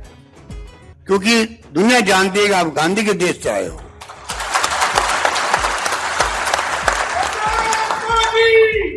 दुनिया जानती है आप उस मुल्क से आए हो जहां 70 साल के बाद में भी वोटों का राज कायम रहा है। पाकिस्तान से बार बार सैनिकों का शासन नहीं हुआ, इसलिए आपको सम्मान होता है। अब मोदी जी के चेहरे में इलेक्शन लड़ेंगे। मुझे अभी मीडिया में पूछा क्या मोदी से चेहरे इलेक्शन लड़े तो मोदी जी वर्सेस अशोक गहलोत हो जाएगा? मैं भाई वो तो विश्व गुरु है, वो कहाँ विश्व गुरु, कहाँ में पतंग सरोज राजस्थान का। मैंने कहा भैया मैं विश्व गुरु की बात नहीं करता, वो तो विश्व गुरु है। मैं इलेक्शन लड़ूंगा सिर्फ और सिर्फ एक ही मुद्दे पर। वो मुद्दा होगा क्या हमने 5 साल में प्रदेशवासियों के लिए काम किया कि नहीं किया? क्या हमने राजस्थान में सोशल सिक्योरिटी की स्कीम बनाई कि नहीं बनाई? चाहे पेंशन की हो, चाहे महंगाई शिविर हो, चाहे वो 25 लाख का बीमा हो, हिंदुस्तान में कहीं नहीं है। 25 लाख का बीमा जिसके घर में इलाज होता है ना, उनको ज्यादा फील होता है। तो बाकी लोगों को लगता है कि कम से कम तकलीफ आ गई घर में, अब पैसा नहीं लगेगा। माँ बाप बूढ़े होते हैं, हम लोग तो चाहते हैं कि माँ बाप का अंतिम समय तक सेवा करें। डॉक्टर इशारा कर देगा भाई बचेंगे नहीं। तो ऐसे परिवार हैं कि 50,000 खर्च हो या 1 लाख खर्च हो, तभी उधार लेंगे, गहने गिरवी रखेंगे, मकान बेच देंगे, गिरवी रख देंगे, लाख रुपए खर्च कर देंगे माँ बाप को बचाने के लिए। हमारा संस्कार है। अब ना तो उनको गिरवी रखने की जरूरत है ना बेचने की जरूरत है। ऐसा करो बैठा हुआ है। हमने गारंटी ली है राजस्थान के अंदर, हमारी सरकार ने ली है, मैंने ली है, साइन करके दिया आप लोगों को। जो आप लोग शिविर में गए थे, मैं गए शिविर में, तो मैं अब गारंटी देता हूं 25 लाख तक का बीमा इलाज का आपको फ्री होगा, चाहे ऑपरेशन किसी तरह का हो। कल मैंने वीडियो देखा एक औरत का, उनके दोनों पैरों के घुटने के चेंज हो रहे हैं फ्री के अंदर। हार्ट की महिला बैठी दापू देवी जी अलवर में, उसकी बात मैंने सुनी। कल एक महिला की वीडियो देखा, उनके दोनों घुटने दोनों खुले, 4 चेंज हुए हैं, 1 रुपया नहीं लगा उसका। दापू देवी जी ने कहा मेरे तो हार्ट बदल गया। हार्ट बदलना बहुत बड़ी बात है। तो क्या आप बार बार मुख्यमंत्री बनो? मैं दापू देवी जी आपकी भावना का मैं कदर करता हूं, पर मैं कई बार सोचता हूं इस मुख्यमंत्री पद को मैं छोड़ दूं, पर मुख्यमंत्री पद मुझे छोड़ नहीं रहा है।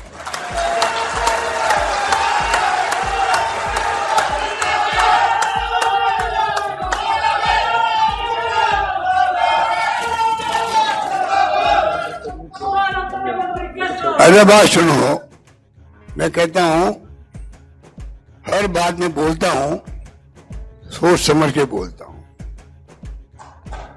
अगर ये बात बोली मैंने तो सोच समझ के बोली थी। मैं कहना चाहूंगा मीडिया वालों को सबको कि मैं समझता कि रनिंग के अंदर मैंने कॉमेडी कर दी। सोच समझ के बोलता हूं हर शब्द में राजनीति के अंदर। इस पर क्या बोला था मैं, मन में आता कि भाई छोड़ दें। अब क्यों आता है वो छोड़ी बात, वो तो रहस्य है। पर मन में आता है छोड़ दें, पर ये पद मुझे नहीं छोड़ रहा है। ये कहने की हिम्मत चाहिए आदमी, और हाईकमान फैसला करे वो मुझे मंजूर है। आप सोचिए कि इतना बड़ा फैसला मैं खुद कर रहा हूं भाई कि हाईकमान का तो फैसला मुझे मंजूर हो गया होगा, पर ये कहने की हिम्मत होनी चाहिए भाई कि मैं पद छोड़ना चाहता हूं, पद मुझे नहीं छोड़ रहा है। इतने मैं कहना चाहूंगा, आज राजस्थान का जो 2030 की बात मैं क्यों कर रहा हूं, उस वक्त कौन मुख्यमंत्री रहेगा, किसी सरकार रहेगी, किसी को नहीं मालूम है। ये तो 23 के बाद चुनाव होंगे, 4 से 5 साल बाद चुनाव होंगे, उसके बाद 30 आएगा, 2030 बाद में आएगा। कौन उस वक्त रहेगा भाई? अभी तो एक चुनाव, फिर दूसरा चुनाव, फिर अगले चुनाव, तीसरे चुनाव के पहले 30 आएगा। उस वक्त में हम कहते विजन हमारा होना चाहिए देश प्रदेशवासियों का, पूरे प्रदेशवासियों, इंटेलेक्चुअल को, साहित्यकारों को, पत्रकारों को, हर क्षेत्र में इंडस्ट्री वालों को, टूरिज्म वालों को जो रोजगार देते हैं, उन सबको हम पूछ रहे हैं कि बताओ आप लोग 2030 तक राजस्थान कैसा बनना चाहिए, 30 तक कैसा बनना चाहिए, कैसे उसमें लॉ एंड ऑर्डर होना चाहिए। तब तक मैंने कई रिफॉर्म्स की है, लोग समझ नहीं पाते हैं। हिंदुस्तान में एकमात्र राजस्थान राज्य है जहां मैंने कहा है थाने में जाओगे तो आप FIR जो है वो थानेदार को कंपनी लिखनी पड़ेगी। ये क्रांतिकारी फैसला है।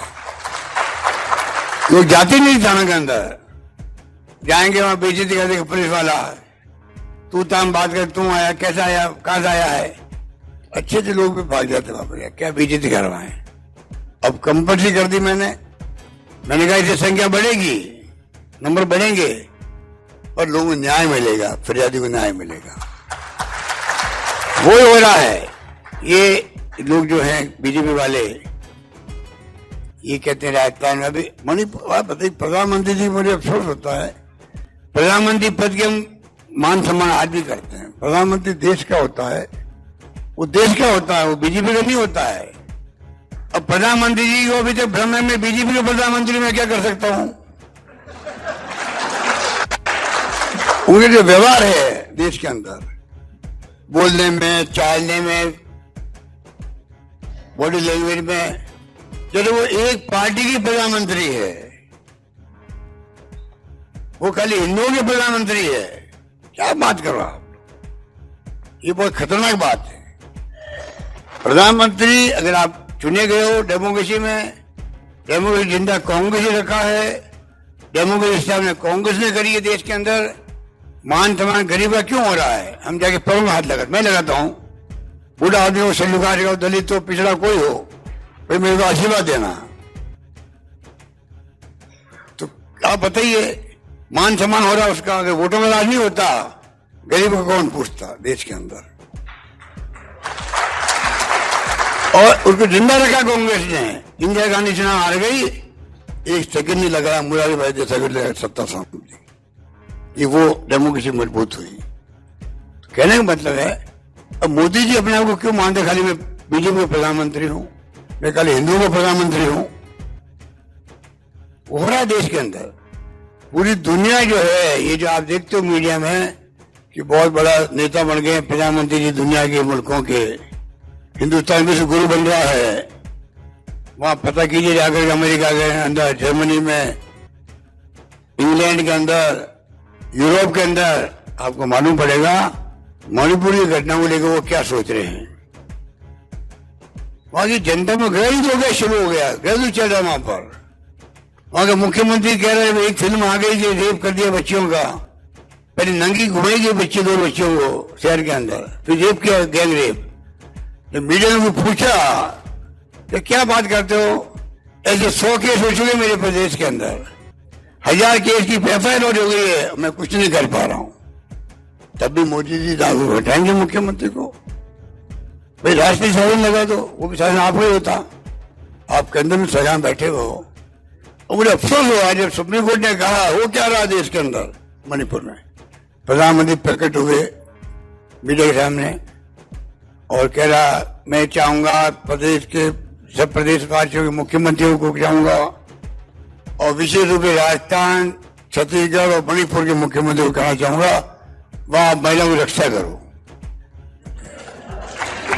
बताओ, इससे बड़ा तो हमारी क्या कर सकते हैं, हमारे स्वाभिमान पे क्या चोट कर सकते हैं।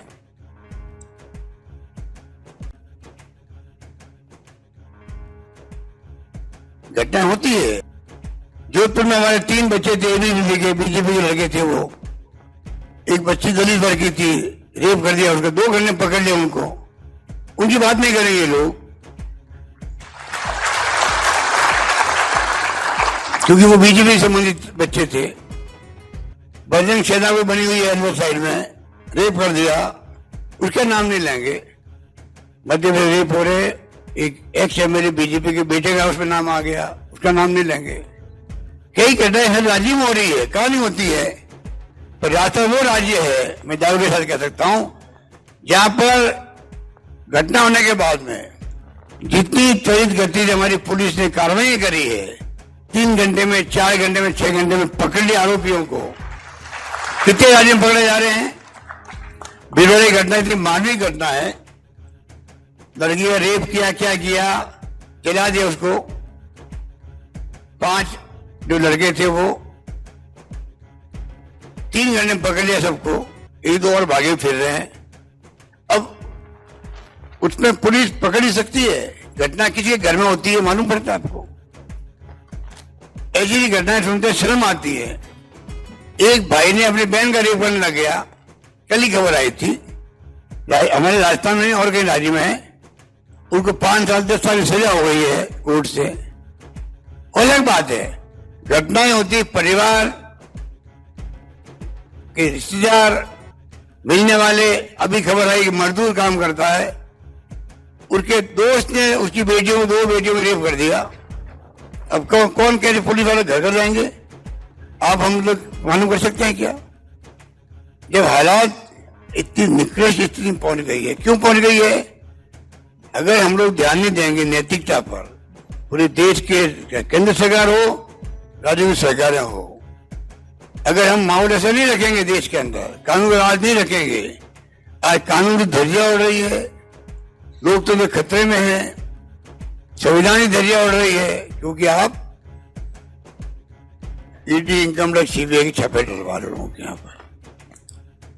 तो मैं कहना चाहूंगा आपको, राजस्थान में 2031 की बात इसलिए कर रहा हूं, अब राजस्थान में स्थिति है, किसानों का मैंने अलग बजट पेश किया था, आपको मालूम होगा, अलग बजट पेश करना हिंदुस्तान में पहली बार मैंने शुरू किया है देश के अंदर। और राजस्थान आज मैंने कहा शिक्षा में बढ़ गया आगे, right to health act pass कर दिया राजस्थान में, 25 लाख का बीमा ही नहीं किया हमने, राइट टू हेल्थ एक्ट बना दिया राजस्थान के अंदर, समझना पड़ेगा आपको उसको। ये जो हम काम करते जा रहे हैं, इसलिए मैंने कहा कि अब जब राजस्थान में सब कुछ ही हुआ है, तो क्यों नहीं हम लोग राजस्थान को एक सपना लेके चले। 2030 तक राजस्थान देश के अंदर अगर नंबर 1 नहीं बने तो कम से कम राजस्थान देश के जो नंबर 1 राज्य होते हैं 3-4, उनकी श्रेणी में राजस्थान ही पहुंचे, ये तो हम कल्पना कर सकते, सोच सकते हैं। इसलिए मैं कहना चाहूंगा कि कहने को बहुत सारी बातें थी, हमने तहसीलें खोल दी है, बताइए आप, और 4.5 साल में 1284 राजस्व ग्राम नए रेवन्यू विलेज बना दिए, 1131 पटवार मंडल बना दिए, 32 आदेश सर्कल बना दिए, 125 उप तहसील बना दी, 85 तहसील बनी है, 35 एसडी ऑफिस खोले हैं, 35 13 एडीएम लगे हैं, एक असिस्टेंट कलेक्टर लगे हैं। कहने का मतलब ये जिले बने हैं, इसमें तमाम अभी नौकरी लगेगी, वहां पर स्टाफ जाएगा, काम साथ शुरू हो जाएगा। आज शाम तक कलेक्टर की घोषणा हो जाएगी, कलेक्टर एसपी की घोषणा हो जाएगी, तमाम काम साथ साथ चलेंगे। इस प्रकार से जो है अब हम ऐसी स्थिति में पहुंच गए हैं जिसमें आप देखिएगा बात छोटी नहीं होती है। मैंने कहा ना, बहुत लंबी बातें हैं। सोशल सिक्योरिटी 1 करोड़ लोगों को पेंशन दे रहे हैं, 1 करोड़ लोगों को 1000 रुपये पेंशन की गारंटी बन देती है। सबको कम से कम 1000 की पेंशन मिलेगी, किनको 1.5 मिल रही, ज्यादा उम्र के लोग हैं तो, विधवाओं को, एकल नारी को, दिव्यांगों को, बुजुर्गों को। मैं प्रधानमंत्री मोदी जी से रिक्वेस्ट कर रहा हूं, आप भी पूरे देश के लोगों की सिक्योरिटी करें, हर परिवार की। बुढ़ापे के मजदूर परिवार की स्थिति ऐसी नहीं होती घर चलाने की। सरकार कोई एहसान नहीं करते हम लोग आप पे। ये महंगाई राज शिविर हमने खोले हैं, ये कोई एहसान नहीं किया आपके ऊपर। हमारा फर्ज बनता है वित्त प्रबंधन हम करें, अच्छा महंगाई है तो मार कम करें, और क्या कर सकते हैं हम लोग।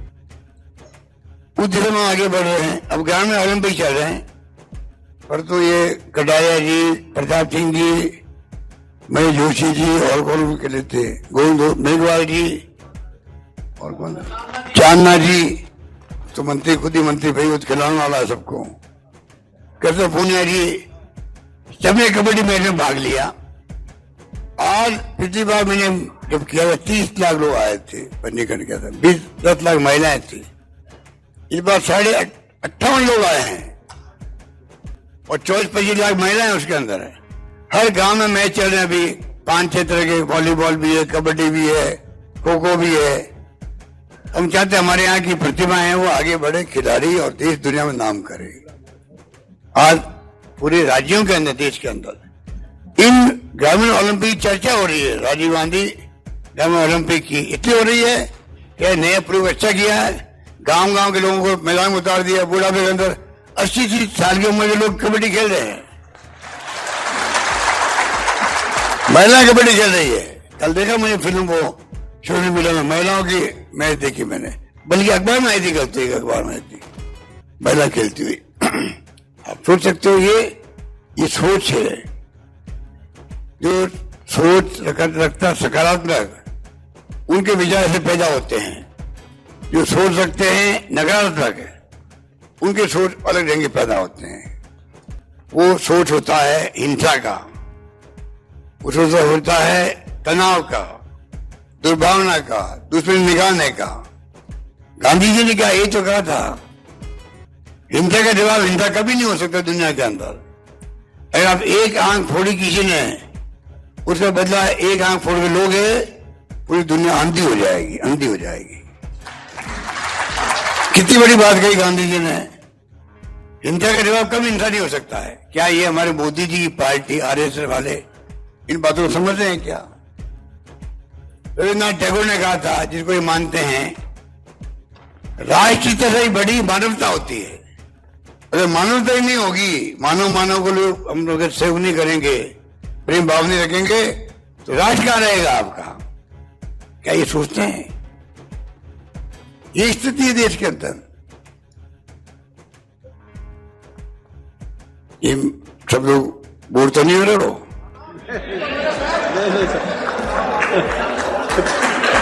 पूछ लो भाई।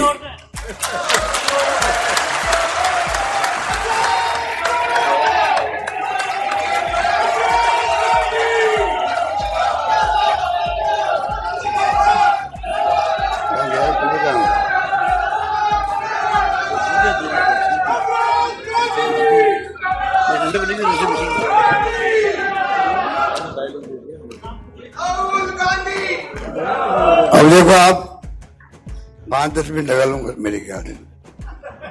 मेरी भी क्या अभी वो प्रॉब्लम के बाद में 1 महीना तक मैं जो सोया रहा घर के अंदर, उठते थोड़ी मुझे और कमजोरी आ गई, क्योंकि बचपन से मैं उछल कूद करने वाला आदमी रहा हूं। उछल कूद करती जिंदगी बीत गई मेरी। पता नहीं पड़ा मैं 70 साल का हुआ कब।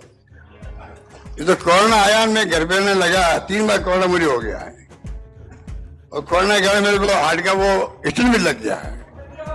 पोस्ट कोविड प्रॉब्लम ध्यान दोगे आप लोग भी। कई लोग 40 साल के लोग मर जाते हैं हार्ट अटैक के नाम पे, बच्चे मर रहे हैं। वो कोविड के बाद में प्रॉब्लम दुनिया भर में हो रही है, उसके कारण भी मरते हैं कई लोग, 30-35% लोग।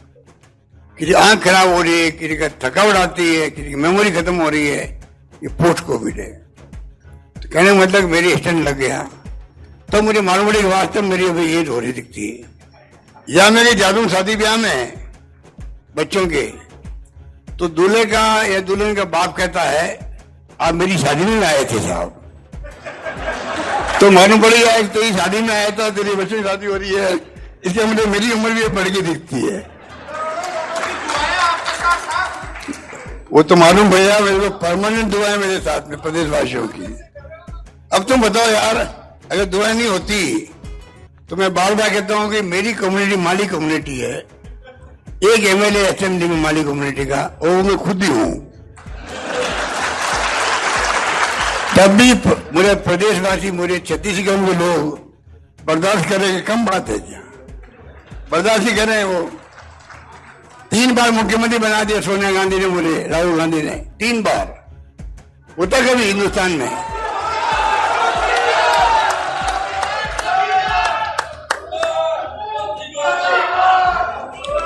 इसलिए मैंने कहा कि 2030 का मैं क्यों कह रहा हूं, अभी हमने बजट के अंदर हर ब्लॉक के अंदर रिको के क्षेत्र खोल रहे हैं, रिको के।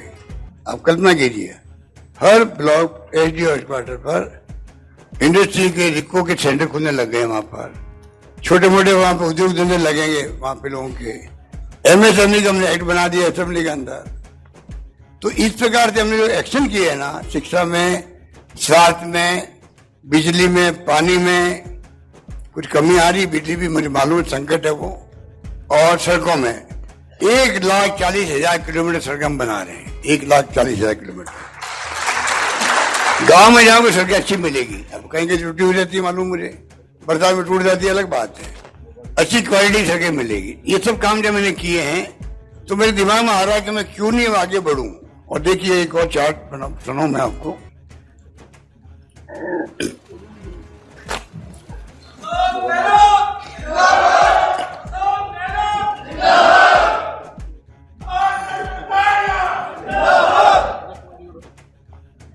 देखो राजस्थान देश में कहाँ नंबर 1 है, वो मैं एक चार्ट बताऊं आपको गर्व होना चाहिए प्रदेशवासियों को। सबसे ज्यादा जो नए सेंटर खोले हमने हेल्थ के लिए, राइट टू हेल्थ एक्ट बना दिया, तो गांव तक हमें मजबूत करनी पड़ेगी स्थिति। सब सेंटर हो, ये भाई चुप रहो, सब सेंटर, पीएचसी, सीएचसी, देश में नंबर 1 हम लोग। मेडिकल कॉलेज, ये प्रधानमंत्री जी उद्घाटन करते हैं राजस्थान में आके। और आप बताइए, हमारा देश का जो संविधान है वो कहता है संघीय ढांचा हमारे यहाँ पर है, राज्य में बनेगी, राज्य सरकार बनेगी, केंद्र में सरकार होगी, एक संघीय ढांचा कहलाता वो। प्रधानमंत्री है, मुख्यमंत्री है। किसी राज्य में कोई प्रोग्राम होगा केंद्र का, तो वहां के मुख्यमंत्री को अवश्य इन्वॉल्व करना ही पड़ता है। बीकानेर में प्रोग्राम किया, मेडिकल कॉलेज बन रही है, 60% दे रहे हैं वो, 40 दे रहे हम। और यही कॉलेज बन रही थी मनमोहन सिंह के वक्त में, तो 75% देती थी गवर्नमेंट, भारत सरकार 25 देते थे हम। तो पैसा देने के बाद भारत सरकार का मतलब नहीं होता था, ये सब काम स्टेट का होता है। जितनी भी सीएचएस की योजनाएं हैं, वो तमाम योजनाएं 25-30 तरह की होती है, कहीं 90-10, कहीं 80-20, कहीं 70-30, कहीं 60-40 होता था। वो इमदाद है राज्यों को, संविधान के अंतर्गत इमदाद है, संविधान के अंतर्गत है। पहली गवर्नमेंट आई है जो अपना अधिकार समझती है, यहां आकर के उन्होंने मेडिकल कॉलेज का उद्घाटन कर दिया। और मेरा नाम लिखा हुआ था स्पीच के अंदर, 3 मिनट की स्पीच दिखा दी, 3 मिनट की। 3 मिनट में मैं 3 बातें उनको कहता खाली। एक ERC भी ठोक देता मैं। एक दो जो 3 कॉलेज हमारे यहाँ सैंक्शन जी भारत सरकार से, राजसमंद, प्रतापगढ़ और जालोर, वो उसकी मांग कर देता मैं। भाई आप, हमने कहा कि हम बनाएंगे, बहुत पैसा लगेगा, राजस्थान का आप भी हिस्सेदारी करो, बाकी कॉलेज। और एक आधी बात और कहता मैं, और क्या करता। मानगढ़ का पार्टी में बनना है, परसों राहुल गांधी आ रहे हैं, इस पर बनना था। जलियांवाला बाग की तरह आदिवासियों के क्षेत्र में 1200 आदिवासी मर गए थे वहां आजादी जंग के अंदर, उनका स्मारक बनना था। 2-3 बातें मैं कहता है, 2-3 टिप्पे तो लगाने थे, उससे मुझे वंचित कर दिया। एक मुख्यमंत्री को नाम आगे छप करके बोलने में, रात को फोन आ रहा नहीं, आपको नहीं बोलना है। मैंने सुबह 7 बजे ट्वीट कर दिया। आजकल ट्वीट का जमाना है। आप लोग भी सब प्रदेशवासियों को कहना चाहूंगा, सोशल मीडिया में आप आगे बढ़ो। दुनिया की मुट्ठी में है। जो राजीव गांधी का जो सपना था 21st सेंचुरी का, कंप्यूटर, इंटरनेट, ईमेल आ गए, आज क्रांति हो गई है। तमाम सरकारी योजनाओं विभाग में कंप्यूटर से काम होते हैं। मैं जो डीबीटी करता हूँ लाखों लोगों को, महिलाओं को, चाहे वो 500 रुपए सिलेंडर की बात हो, चाहे लंपी रोग में गाय मर गई हो, 40,000 रुपए दिए मैंने गाय का। ये हिंदुस्तान में कहीं पर दिया, एक गाय के 40,000 रुपए हिंदुस्तान में कहीं दिया है क्या? बताइए आप। 40,000 एक गाय मरने पर। आगे मैं काम देना जिम्मेदार हूँ, 2 पशुओं एक परिवार में बीमा कर रहा हूँ, 40,000 का बीमा कर रहा हूँ, गाय भैंस का कर रहा हूँ। आप बताइए, ये मैं कर रहा हूँ। और आप बताइए, मेरा नाम काट दिया एक मुख्यमंत्री का। मैंने ठोका सुबह 7 बजे ट्वीट, तो पीएमओ खुद घबरा गया, फिर वापस जवाब दिया। वापस जवाब दिया, नहीं आपके ऑफिस लेगा, आप जुड़ नहीं रहे हो। मैंने किसने कहा? मैंने फिर वापस ठोका उनको।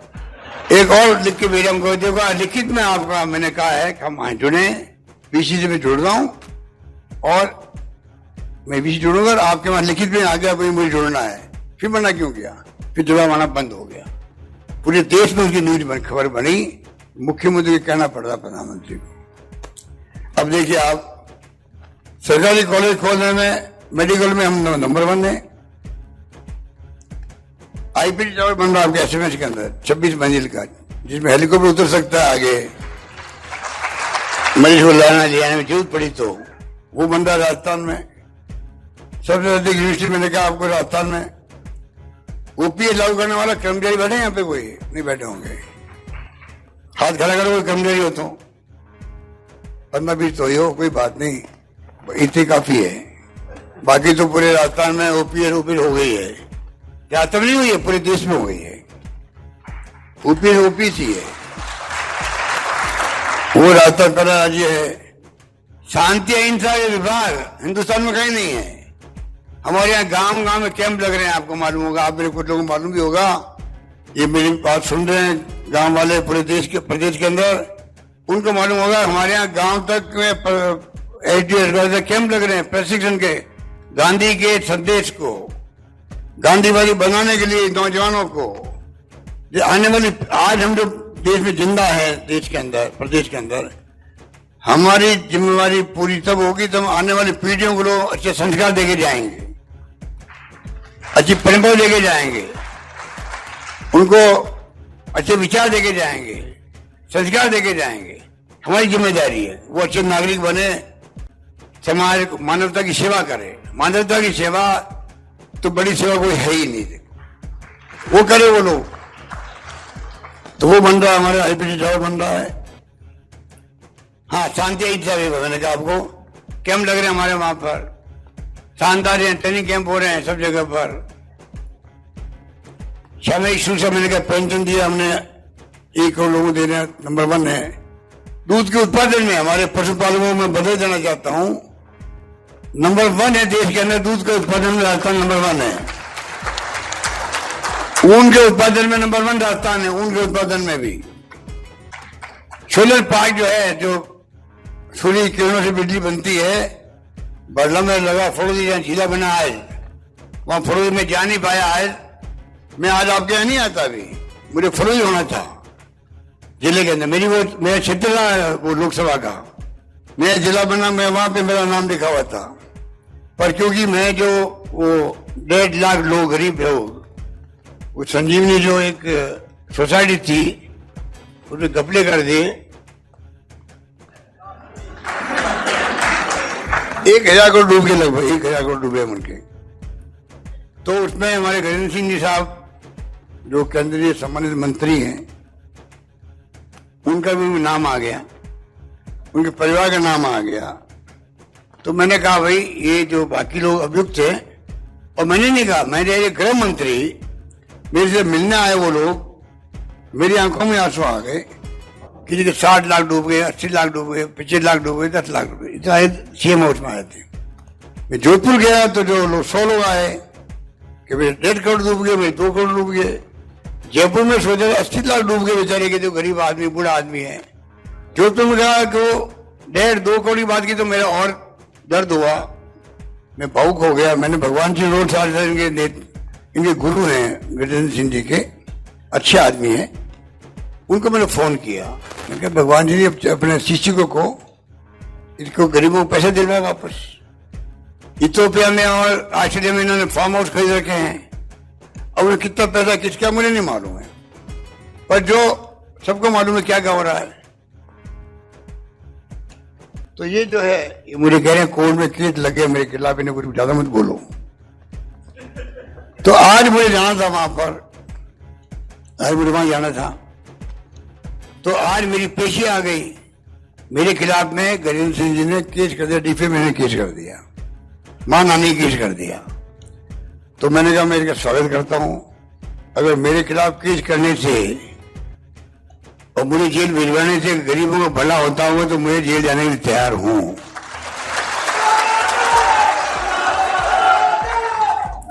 तो आज मुझे जाना था फड़ोदी, आज पेशी आ गई, तो मैं वीडियो कॉन्फ्रेंस जुड़ा उनसे मनीषा साहब से, वो काम में करके आया हूं यहाँ पर आपके बीच में, इतने टाइम लगे मुझे। तो मेरी पेशी हुई तो मैं वहां जा नहीं पाया।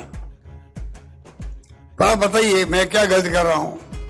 मैं यही तो मांग कर रहा हूं भाई, आप अगर आप तो आपका नाम भी मुजरिम में आ गया है, अभियुक्त में आ गया है, आरोपी में आ गया है, आप अपनी सफाई दे दो और आप इनको गरीबों को पैसा वापस दिलवाने में मदद करो। और मैं क्या कह सकता हूं?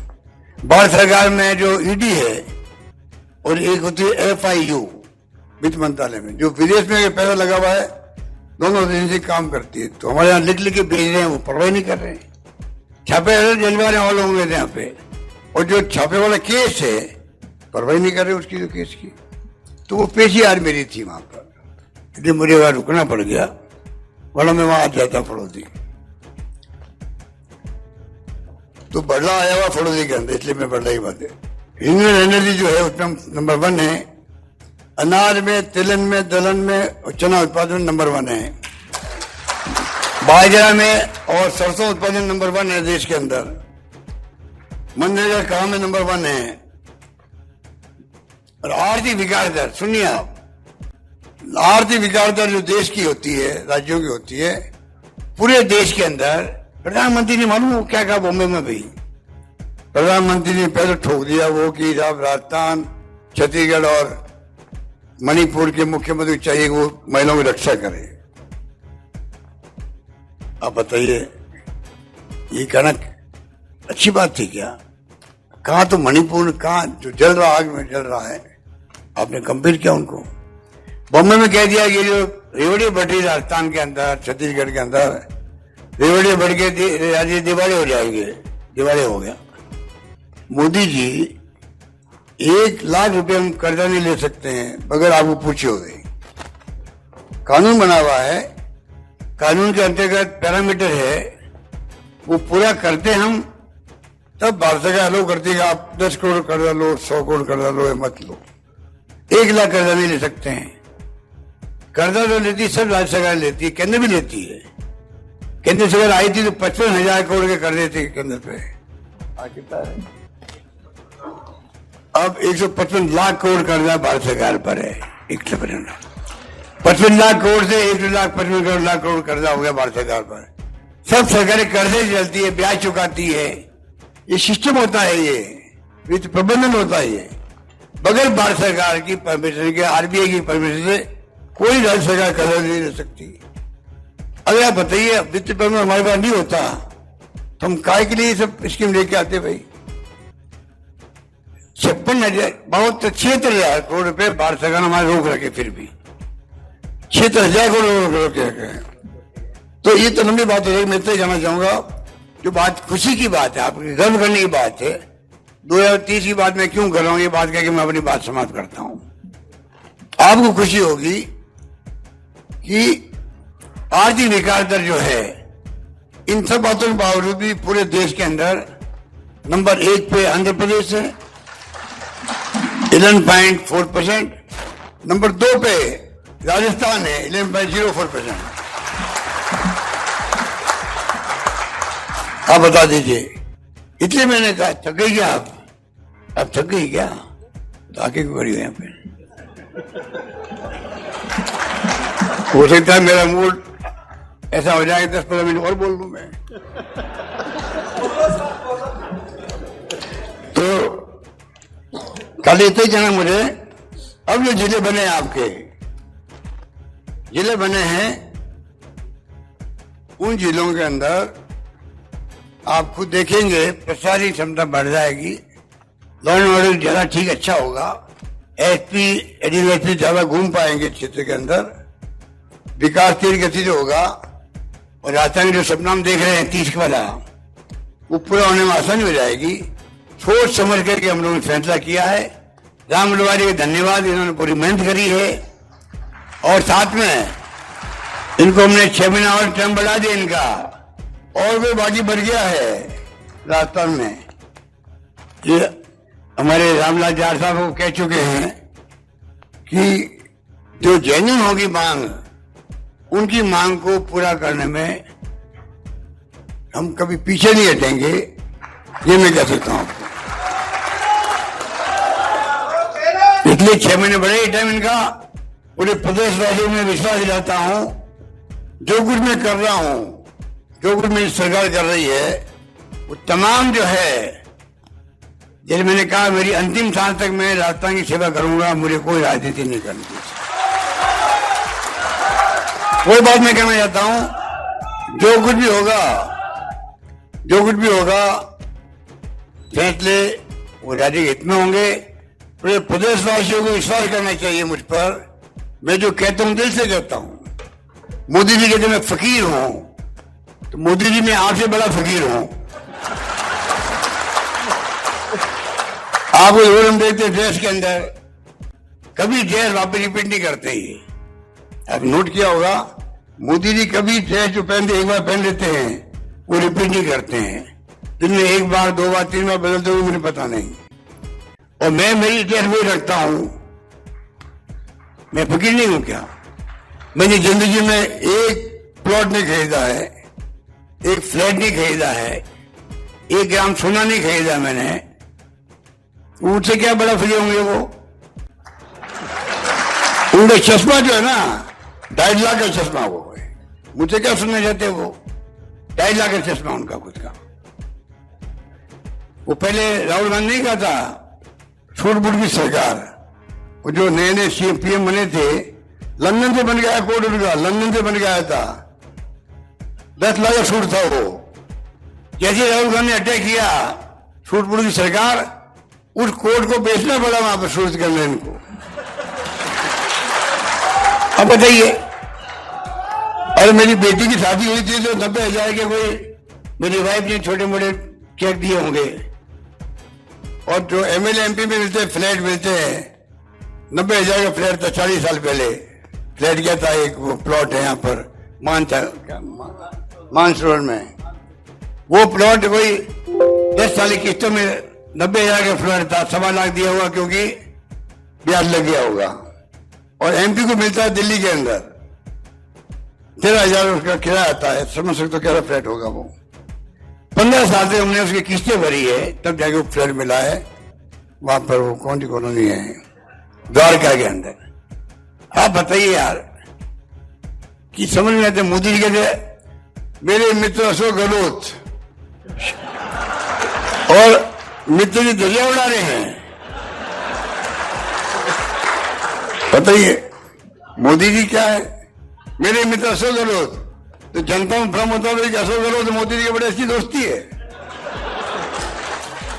मानगढ़ की पहाड़ी पे आए, भाषण दिया। मैंने कहा आपका सम्मान इसलिए होता है दुनिया में, वहां पे खड़े हुए क्या कि देखिए भाई और मित्रों, क्या भाइयों बहनों बोलते हैं वो, भाई और बहनों, भाई और बहनों, जब मैं मुख्यमंत्री था तब मुख्यमंत्री जमात के अंदर यही मुख्यमंत्री अशोक गहलोत हम सबसे सीनियर हुआ करते थे, नंबर 1।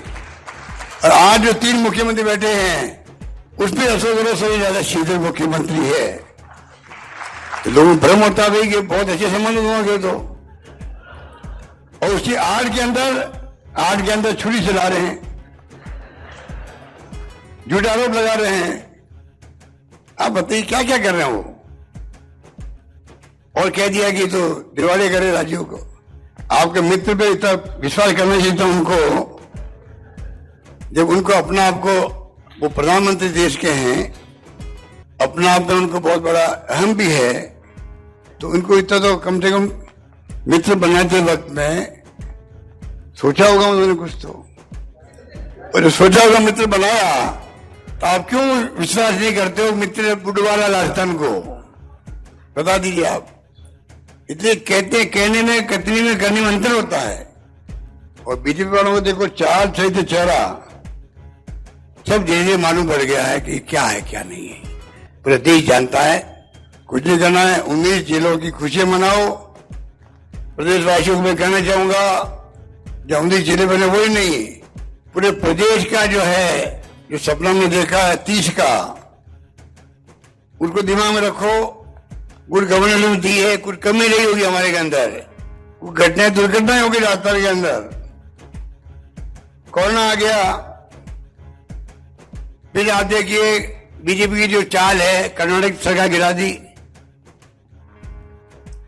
मध्य प्रदेश गिरा दिया और महाराष्ट्र गिरा दिया। सरकार गिराने किसे कहते हैं? मेरे आरोप है हॉर्स ट्रेडिंग कर करके 30 करोड़ 35 करोड़ दे रहे हो आप एक एमएलए को। बताइए आप क्या होना देश के अंदर?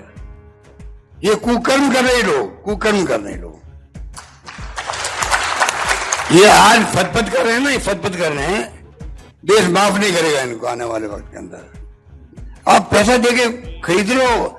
गुजरात में चुनाव जीत जाते हैं लोग, हम हार जाते हैं, तो भी हमारे एमएलए को पैसे देके खरीदते हैं लोग। कांग्रेस खत्म कर दो, कांग्रेस मुक्त भारत बनाएंगे। बताइए, अरे कांग्रेस मुक्त भारत की बात करने वाले खुद मुक्त हो जाएंगे, कांग्रेस कभी मुक्त नहीं हो सकते देश का। इतनी मैं कहना चाहूंगा, ये जो कुछ भी हो रहा है आप समझ सकते हो, आप निश्चिंत रहो। हम सोच समझ के काम कर रहे हैं और उसी ढंग से फैसले करेंगे आगे भी। और इनके जो जुमले हैं, जुमले रह जाएंगे।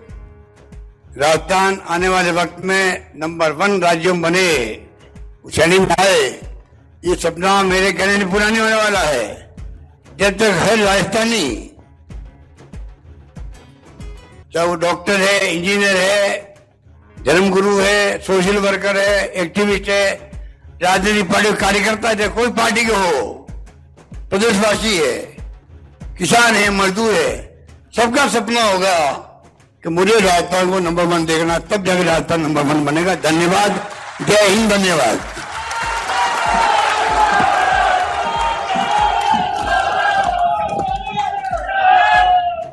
धन्यवाद, बहुत बहुत धन्यवाद माननीय मुख्यमंत्री जी।